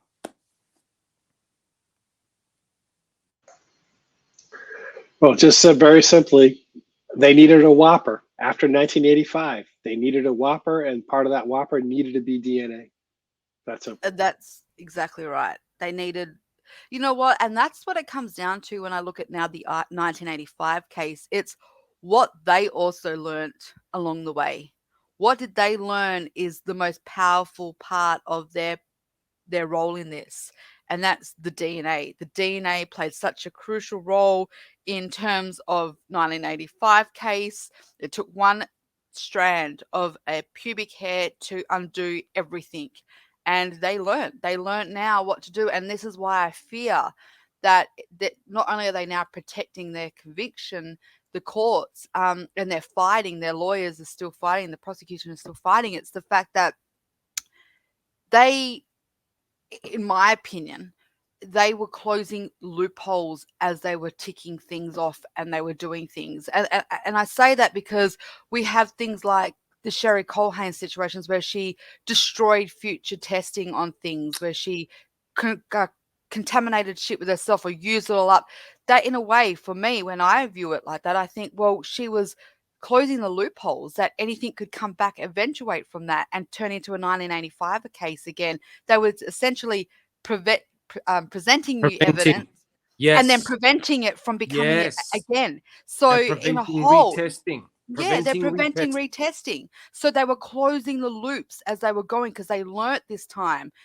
As DNA, as technology evolves, so does DNA. And we need to make sure that when the time comes, if it ever gets picked up by the Innocence Project again, or anything ever turns, we've closed that gap.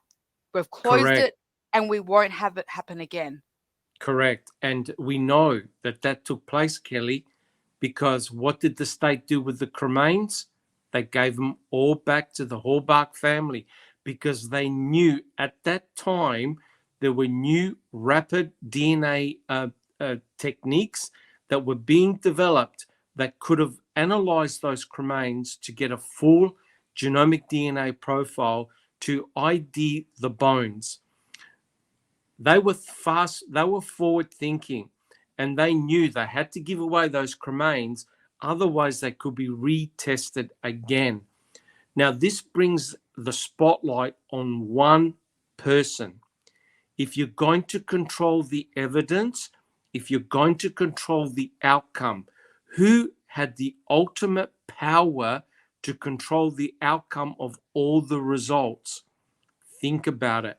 Only one person, and one person nominated herself to be in charge of the forensics. She put her hand up, right? One person could have controlled the outcome. And that, of course, Big Jeff, is? Cherie Culhane. Correct. It puts the spotlight on Culhane. Yes, sir. You wrote that statement in 2003, the day after Stephen Avery finally walked out of prison, didn't you? I don't know what day Steve was released from prison, but I wrote the statement in 2003. That's all I have. Sergeant Colburn, back in 1994 or 95, if you would have written a report, what would it have been about? I don't know what it would have been about. If I wrote a report about every call that came in, I would spend my whole day writing reports. That's all the redirect I what have a of this load of witness. Thank you bullshit. very much, Sergeant. That, like, seriously, if you wrote a report, what would have been about? It clearly got a phone call today. Look, I can do it for him. Got a phone call today from another officer. He let us know that there's another inmate that's claiming that he's responsible for the rape of a victim that we currently have someone else in jail for. This is the direction and the directive that I took. I called and forwarded this information on to ABCD. That concludes my participation in that phone call. That's really not that hard. The report should have documented the fact that someone called, period, with significant information regarding a conviction of a possible innocent man. And at best, at least write in the report what actions he took after that to follow that on with, or to pass it on at best. What do you mean you would know what to do? Come on. All right, Kelly, you're 100% correct. And as many of you know, I've worked with certain law enforcement in the past. And those law enforcement will tell you that very often, in any case that they work, the most important thing that you have to go back and look at is paragraph 1, right? Paragraph 1. What was paragraph 1 of the Teresa Hallback case? Paragraph 1 is Karen Hallback calls and reports her daughter missing. That's paragraph 1. That's how I know that was the reason for the subsequent law enforcement action, was this first, this first paragraph, right? There's a clear paragraph 1 for Andrew Colburn here, right? We get a call saying there's an innocent man in prison. I have to take this up and investigate this further, right? It's not an option for him to just completely discard. I'd spend all my days writing reports about this. Well, if he's going to take a second investigatory step, which he did by going to talk to Peterson, and Peterson telling him we have the right guy, he should have written that down, because he did indeed take that second investigatory step by going to somebody else and said, "Hey, I got this call." So yeah, exactly. So this was something that he should have reported on, especially since he took that second action, and obviously it turned out to be very meaningful. Correct, 100% correct, Big Jeff and Kelly. That inaction by Colburn and Kaseric cost Stephen Avery an additional 8 years in prison, right? And so a fail to act on that, especially a prisoner admitting that he was involved with the crime, and he Lord knows, Gregory Allen could have even said, yeah, I'm the one who attacked Penny Bernstein on the beach, and you've got Stephen Avery in prison for it. Guys, do you need any additional red flags, right? And think about this. This ultimately would have been the biggest weapon that Gregory Allen could have used against Kaseric. He could have taken down Kaseric and the MTSO by tipping off, by being arrested for sexual assault, and then saying, yeah, you've got the wrong guy. And remarkable, they kept it quiet. Isn't that disgraceful and deceitful? Mr. Strang? How many calls have you ever gotten from another police officer suggesting you had the wrong guy in jail? I don't know. I can't recall any others. That's all I have.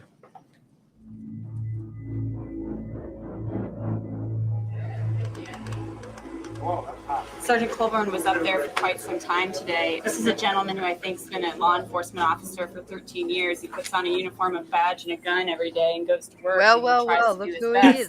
We're all here. Here's the irony. So we have now, correct me if I'm wrong, I should have wrote her full name down. It's Angenette. Levy. Is it? Yep. Levy. Okay. Angenette Levy. Angenette Levy.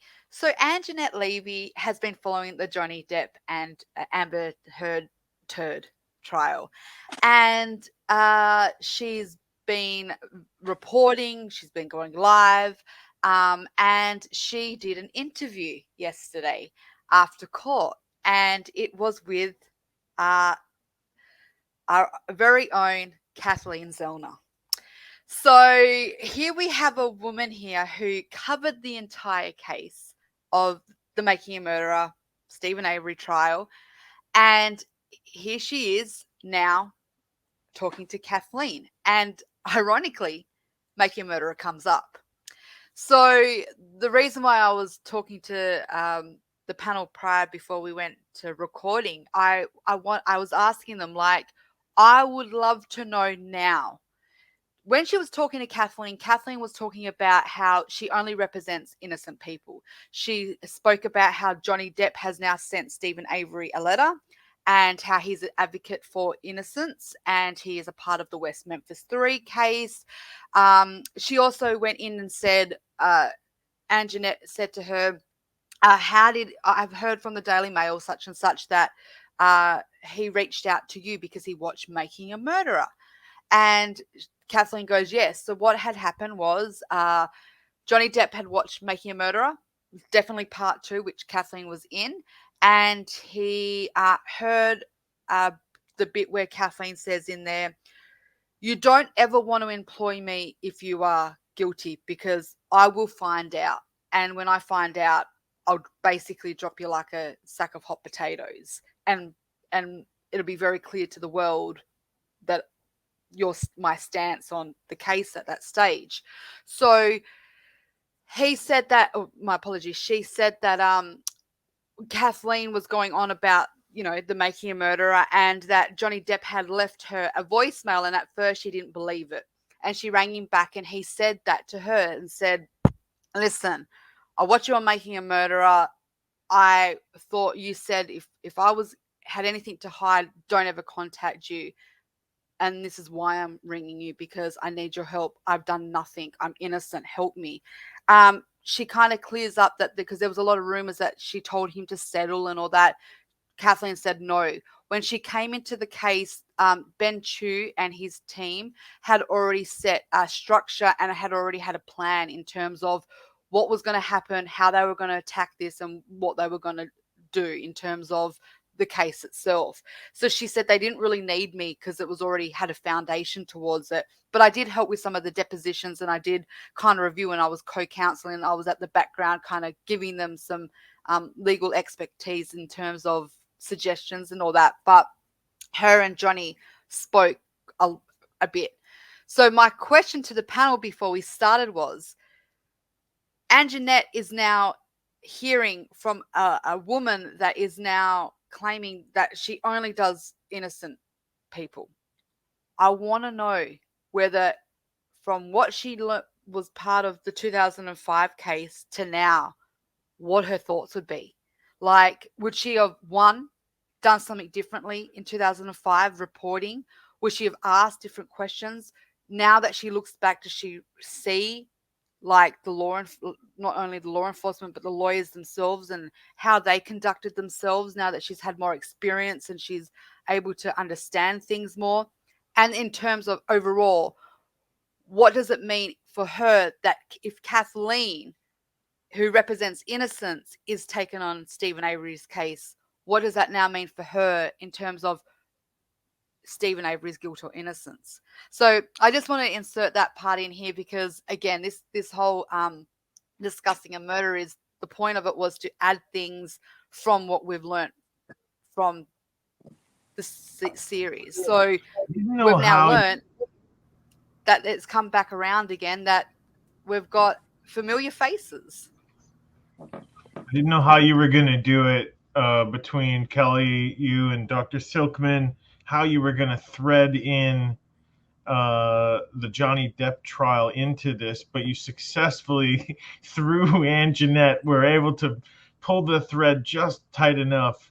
And the only comment that I want to make is all I kind of heard out of that was Johnny Depp is a truther. I heard he's going to be in the panel next week. That's what I thought I heard. So I can either confirm or deny. I think it's truly remarkable. This is sort of like one of those sliding door moments where you just. I remember when I first saw Angenette on the broadcast of the Depp and her trial. I couldn't believe what I was seeing. I'm there. Wait a minute. I recognize that lady. That's Angenette. And here we go in Making a Murderer season 1. There's Angenette, sort of like with this incredulous look on her face saying, oh, come on, guys. You know, you really question Colburn really hard. You know, how is his kids going to react, etc., etc. I think what Angenette has now learnt, especially through the Depp and her trial, is that people lie, people fabricate, people exaggerate, right? And, you know, people can do some incredibly cruel and nasty things, right? It doesn't matter whether you're law enforcement, a male or a female or whatever. You do anything you can to protect yourself, including lying. And it'll be very interesting now to re-interview Angenette and say, well, what do you think about the Stephen Avery case back when you were covering it? I bet you her responses will be totally different today. Really good pickup, Kelly. Two things as well. Now, I've always remembered in the back of my mind, but can someone clarify it for me? Was she the one that interviewed Brendan Dassey, but they never released the interview? That's the one. Yes. Okay. So I just wanted to confirm that one. And secondly, in this interview she has with Kathleen, she speaks about her mother being a part of like a sexual domestic violence counselor or something in terms of that was her line of field of work. And she was saying to Kathleen, with her talking to her mother and being exposed to the sexual violence realm of, you know, victims and perpetrators, she actually brings up a thing and says, you know, I've done a lot of cases where sexual assault or sexual perpetrators, you know, have like a distinguished pattern, and she goes on about it. And what I found really interesting was she says something on the lines of they don't just, what I've learned from my mum and what I've learned throughout the years of cases is they don't, sexual predators just don't wake up and just start raping. It doesn't become part of their MO. And Kathleen's like, oh, you're absolutely right. They don't just after years wake up and just start doing it. It's something in them. And all I kept thinking to myself was Stephen Avery, because, you know, he got accused of rape that he did not do. And then they painted this character of him being a sexual deviant kind of thing. And then you've got now he's a raper. And he has no history of rape or sexual violence in terms of any that is legal that he was ever charged with. And you've got, you know, these two women speaking of that. And I just would love for her to come back on the record and kind of gloss over everything like Silkman just said. What would she say now? Would she reveal that she was leaning one way back then versus now, or it's just a really interesting dynamic of how things change when it comes to time and information. When you're limited to information versus what you learn later. And again, my apologies, Jeff Jones, but we do see that with the Depp case. I know it's civil and it's not criminal, but we do see that dynamic because we have them comparing UK trial versus the US trial and what was allowed in and what wasn't allowed out. My apologies, what wasn't allowed in one area was allowed in the other jurisdiction. And it made a significant difference. On the UK, the judge only, the evidence that Johnny was allowed to use here wasn't put into it. So he found in favor of Amber because he believed all Amber's lies because Johnny couldn't produce what he was allowed to. And then you reverse that. And now he was, in this case, he was able to enter all that information that he wasn't allowed to do in the UK. And he won on all accounts. So this is, in a nutshell, it just shows you in terms of law, how powerful it is that you know all the information up front.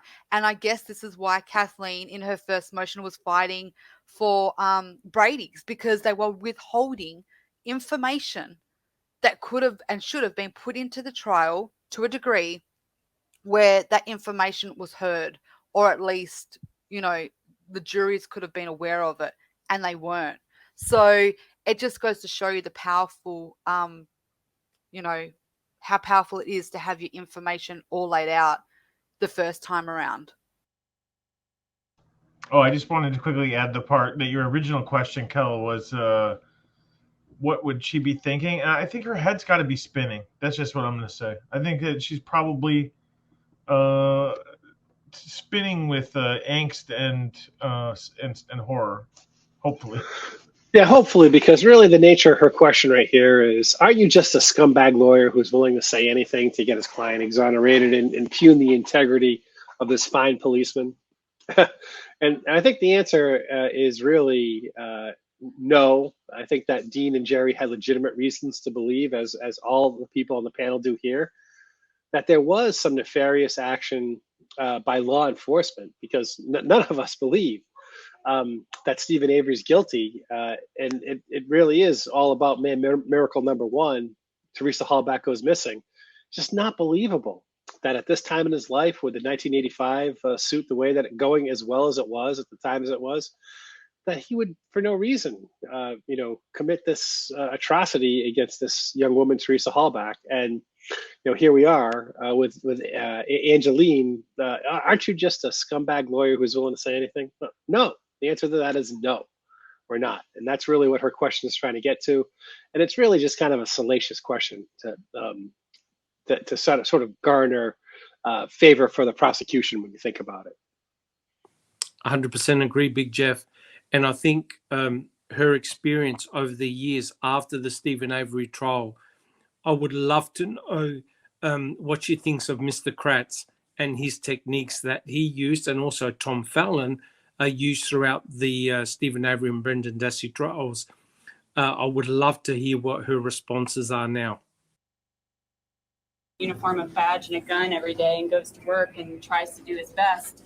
We're all here. We're putting this on TV. This guy's going to go home tonight and listen to his son maybe cry about how everybody at school made fun of him because his dad's a bad cop. This was a hard day, and there have been some hard days for Sergeant Colburn. But any pain, any burden that he's bearing pales in comparison to what the state of Wisconsin and the people working for it have inflicted on Stephen Avery and his family.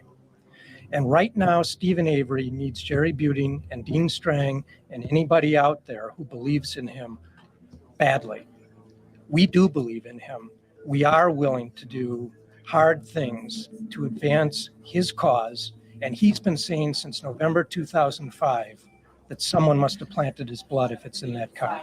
What my question is, though, is that if you were going to put somebody on the stand and accuse that person of a conspiracy, Mr. Kratz kind of made it sound like you should be able to offer some proof that this planting actually took place. You're hearing the evidence of the conspiracy. And I've sat in many a federal courtroom and heard federal prosecutors prove a conspiracy on less than we've heard already here, and then you will hear by the end of this trial, I think.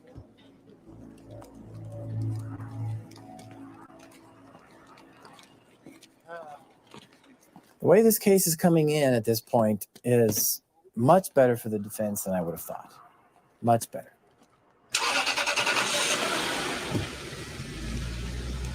Every single day, we're reminding them about Manitowoc's continued involvement, about bias in the investigation. Sergeant Orth, were you the first law enforcement officer that was on the Avery property itself? Correct. Where was it that you stopped your vehicle? I stopped the vehicle right where Pamela and Nicole Sturm were standing. They were positioned right around this area, and they were directing my attention to this row of vehicles. Do you recall about what time you arrived at that scene? Approximately 10:59 hours, 10:59 a.m. Sergeant Orth, from your arrival, would you have been in a constant position to determine whether any law enforcement officer or citizen entered or disturbed that vehicle? No police officer or citizen approached or touched that RAV4. I'm going to come right out and ask you, did you see a gentleman who works for your department named Lieutenant Jim Link? I did not see him. Start preparing a log of anybody coming to and from that scene of the RAV4 until 2:45, isn't that right? As soon as I stood behind the vehicle approximately 30 feet, I used a small notepad out of my shirt pocket. That was a rough log that I started. When I proceeded back to the staging area is where I prepared a final log, which is probably what you're referring to. All right, if you would just read at what you say for the entry that says 14:45 hours, that is 2:45, is it not? Correct. Read the last sentence. I started a log to document the names of individuals approaching the immediate area around the vehicle. Okay, I started a log, right? Correct. Is there any place earlier in your report where you mentioned that you ever took any notes anywhere else about who was coming and going other than this entry right here that it says it's 2:45 p.m.? No, my rough field notes is when I started previously. You still have those? No, I do not. So we just have to rely on your memory, is that right? As far as with the time of breaks and the time I approached? And who came and went, right? Correct. When I got there on Saturday, ultimately I got down to by the car crusher about 2:25, I think it was. And the officers that were staged there, I told them, or I recommended that they start a log. Agent Fossbender, any time after 2 p.m., did you see any law enforcement officer or citizen tamper with that RAV4 vehicle? No. Is that important to you? Yes. Why? Because that's probably right now our main piece of evidence in this case. Did it cause you concern that for 4 hours, the major piece of evidence in this case was under the control of the very department that had already been determined to have a conflict of interest in this case? No, it didn't. I knew that officers were on that scene, protecting that scene. Well, did you suggest that Manitowoc back off and that the Calumet deputy take over? Was that part of your decision? I don't believe so. It happened, but I don't believe that was specifically my decision.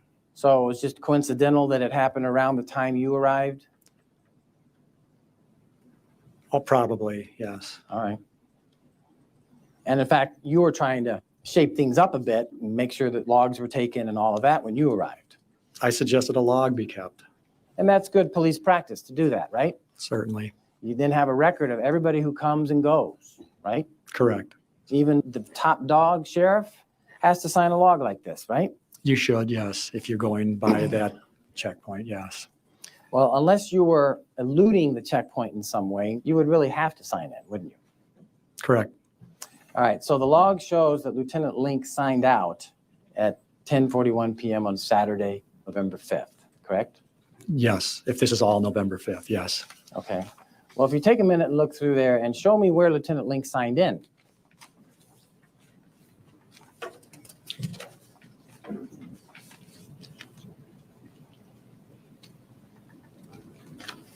Do you see an entry that Lieutenant Link signed in anywhere on that log on November 5th? No, sir, I did not. Theoretically, a trial is supposed to be about the day your sister died, how she died, and who did it. Yet it seems as though the state is spending an inordinate amount of time, especially with law enforcement officers, not talking about that. Are you concerned that with each witness, this window of reasonable doubt keeps getting wider and wider? No, I'm not concerned at all. I think it's a hand that's kind of forced upon the And there's prosecution the team. question that I was Kind saying of my to you belief. guys before. Take away the evidence, the DNA evidence in this case, and he said it. The window of reasonable doubt was getting bigger and bigger and bigger.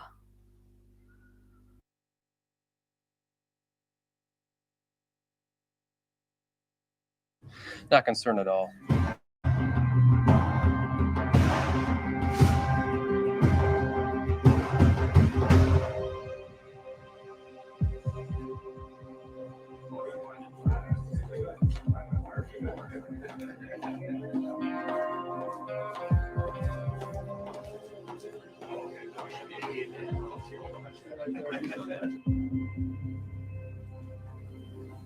As you sit here today, Lieutenant Link, do you recall about what time you arrived at that scene? It was just shortly after 2 o'clock, 2:05, somewhere in there. Now, when you got to the scene, Avery salvage scene, had there been any kind of login or check-in procedure put in place yet? I don't recall login at that point. All right. I just don't recall. Lieutenant Link, any time on the 5th of November, did you have any contact with Teresa Halbach's SUV? No, sir, I did not. Did you have any contact with her SUV on the 4th of November or the 3rd of November, or in fact, any time there before? No, sir, I did not. Lieutenant Link, did you ever obtain any blood from the clerk's office, or did you obtain any blood from any location and plant it anywhere in Teresa Halbach's vehicle or anywhere where it could be found as part of this investigation? No, sir, definitely not. Now, what you testified on direct examination was that you arrived at the Avery salvage property just shortly after 2:05 or something like that. Yes, sir. If you arrived at about 2:05, then that may have been before anyone started keeping a log. That's correct. Under those circumstances, the fact that you didn't sign in would not look strange or odd. No, sir. The subject of when you arrived at the Avery property that day has come up before in this case, hasn't it? Yes, sir. You gave testimony under oath back on August 9, 2006. I believe that was the date, yes, sir. Now, the oath, of course, was the same you took today. Correct. And were you asked on that occasion, and did you in fact arrive at the Avery property? Your answer, yes. Question, do you know what time? Answer, I'm not sure of the exact time, somewhere 6:30 or 7 that evening. I'm not positive. We asked those questions, and did you give those answers? Yes, sir, I did. Now, if you had arrived at 6:30 or 7, it would be a little hard to explain why you're not on the log signing in, wouldn't it? Yes, it would. My blood starts to boil when this defense, I hear this, that these police officers, these good, solid citizens, good, decent men, are accused of planting this evidence. It starts to get my blood boiling. They can get up here and act as offended as they want, as often as they want. But they're presenting this case, the way it was done, who it was done by, who was not excluded from it. When the public was told that Manitowoc was not involved, they sat up here at press conferences and told you Manitowoc was not involved in this investigation, when in fact now we know they were, and that they were 4 months later even. You got to wonder what's going on here. That truly was a disaster, right? Because you think about how much money, time, energy, and effort went into the trial just trying to defend the action of the MTSO officers, right? And it was, like I said, it was a trial within a trial. And to think that all of this could have been avoided if those MTSO officers like Lenk, Colburn, Remaker, and others just simply did not enter into the investigation. Yet they did. And as a consequence of that, they gave a huge leg up to Stephen's defense team for the potential planting of evidence against Stephen. Whether they did or they didn't, that's not the point. The point I'm trying to make is, guys, they created a rod for their own back. Had those MTSO officers kept off the property, none of this would have been discussed. But at the same time, one wonders if they had stayed off the property, would all that evidence have been found? And that's really the crux of it. That's it. That's the point right there. That's right. Yep. Yeah, right on. Well, it's about that time of the episode where we just kind of wrap it up because we're kind of, always pressed for time here. About halfway through the episode, leaves us some for next week. So why don't we just hit it off with the wrap-up comments, and we'll start as tradition recommends. Well, thanks, Jeff. I really think that the title of the episode is very apt. And that's about the framing defense that Stephen Avery is embarking upon.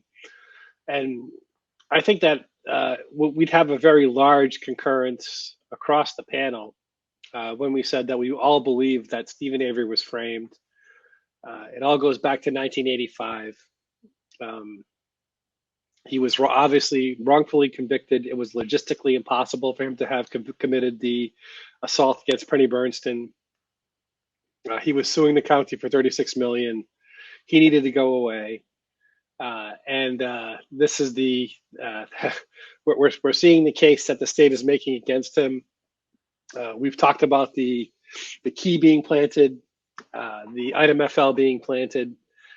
I don't know how many more items you need to have pretty sure evidence, or pretty sure feeling that these things didn't belong. They weren't there before. Before you say, yeah, you know what? Every single thing the state has is just too fishy to believe. And that's where I am. I think that's where the panel is. And hopefully I think that's where the audience ought to be. And we'll see next week if that's where Johnny Depp is when you get him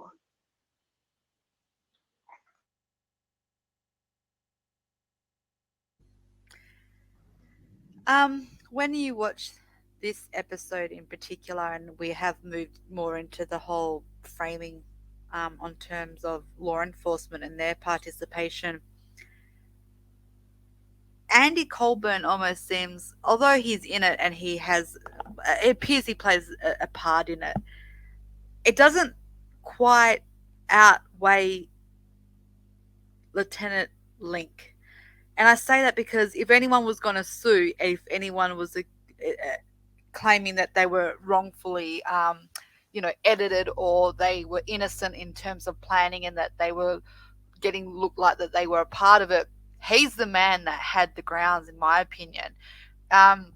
You hear, I think it was Jerry throughout the trial say, who's the man that's everywhere something turns up? It's Lieutenant James Link. It's not Andy Colburn. It's like Andy Colburn was almost like a sidekick to terms of who the main player was. And when we watch this episode in particular, it appears that he was more the possible planter, and Andy might have been aware of it, but I don't think he was the actual one that did for example, the key. It was Annie that was shaking the key, but it was Lieutenant Link that went, oh, look, a key, and then proceeded to think this key is the most significant key. And when you made when we were watching it throughout, and I think Dr. Silkman said, watch the cabinet because you'll watch it every time things change in terms of, the order of what's on the case and how many times they must have touched it. But when you first watched that video coming in, and I was going to bring it up at the beginning, but I thought, no, I'll wait till the end for the closing. But you see a pair of keys sitting on the top shelf. Well, not the top shelf, but like the middle top shelf. And I find that crazy because they find all these keys in the trailer, and yet when they find the key on the ground, they said, we knew it was the key. How the fuck would you know it was the key? How did you know that that key was her key? We have all these keys. What made this one the one? So yeah, overall, I think this is an important episode because, like Big Jeff says, it kind of ties back into the 1985. It causes, because we're not covering the full DNA side of it, we're just covering the law enforcement involvement. It does open a big gap for reasonable doubt. I think if this was in part of the trial that the jurors were on the fence for, this would have been the moments where they were hearing all this that would have put them there. Yeah, I agree, guys. I thought today's episode, what we've covered so far, was excellent. And it is incredible when you hear the testimonies of Lincoln Colburn and you hear the whole story regarding the key. I agree with Kelly. I mean, don't forget, initially, I think the count was 7 of the jurors found Stephen Avery not guilty. So you could imagine if this particular trial had taken place now in 2022, especially with all the power of the social media and people involved and showing the interest, you know, I wonder how this trial would have turned out now. Just really interesting going back and looking at the history of it. I agree, and I want to just quickly say what you said last week, which I said was an epic evaluation of the case, is the power of the 2022 in terms of, you know, the people and what we know now, but more so the experts. Having experts to then destroy the evidence in this case, in my opinion, is what is needed. We need someone to come in like a little Dr. Curry and come in and slaughter all the prosecution's experts and just keep it real. That's what makes a case. It's how they, and I think that's what it came for jurors. It's not, you know, they can get into technicalities and all the technical words, but it's if you can connect with the jurors and get them to understand, that's the people that win. If you had an expert, Kathleen's expert, come in and break it down, simplify it for normal people and just went, this is impossible, that Stephen did it because of these reasons, you could get this entire case just overturned so quickly in terms of guilty to innocence. Correct. It's really, in essence, who could give the best story in a way, who can look at the evidence and provide the best story behind it. And like I said, I know we talked about the Depp and Heard trial, but it's remarkable. That case was really all about the experts. One expert coming in and counteracting another expert. And you now think back, right? If those experts that Kathleen had used were present in the trial in real time, when the trial was done in 2007, I think the outcome would have been very, very different. Certainly the jury would have been thinking, jeepers, there is a lot of element of doubt here. Yep, great episode today, guys. Yeah, thank you guys again, and a great episode. Cheers to you there, Big Jeff, and cheers to everybody else in the chat and everything. And all I wanted to say about the Johnny Depp aspect is that, you know, he's a truther. You heard it here first. Johnny Depp is a truther. We got him on our team. We won him fair and square. So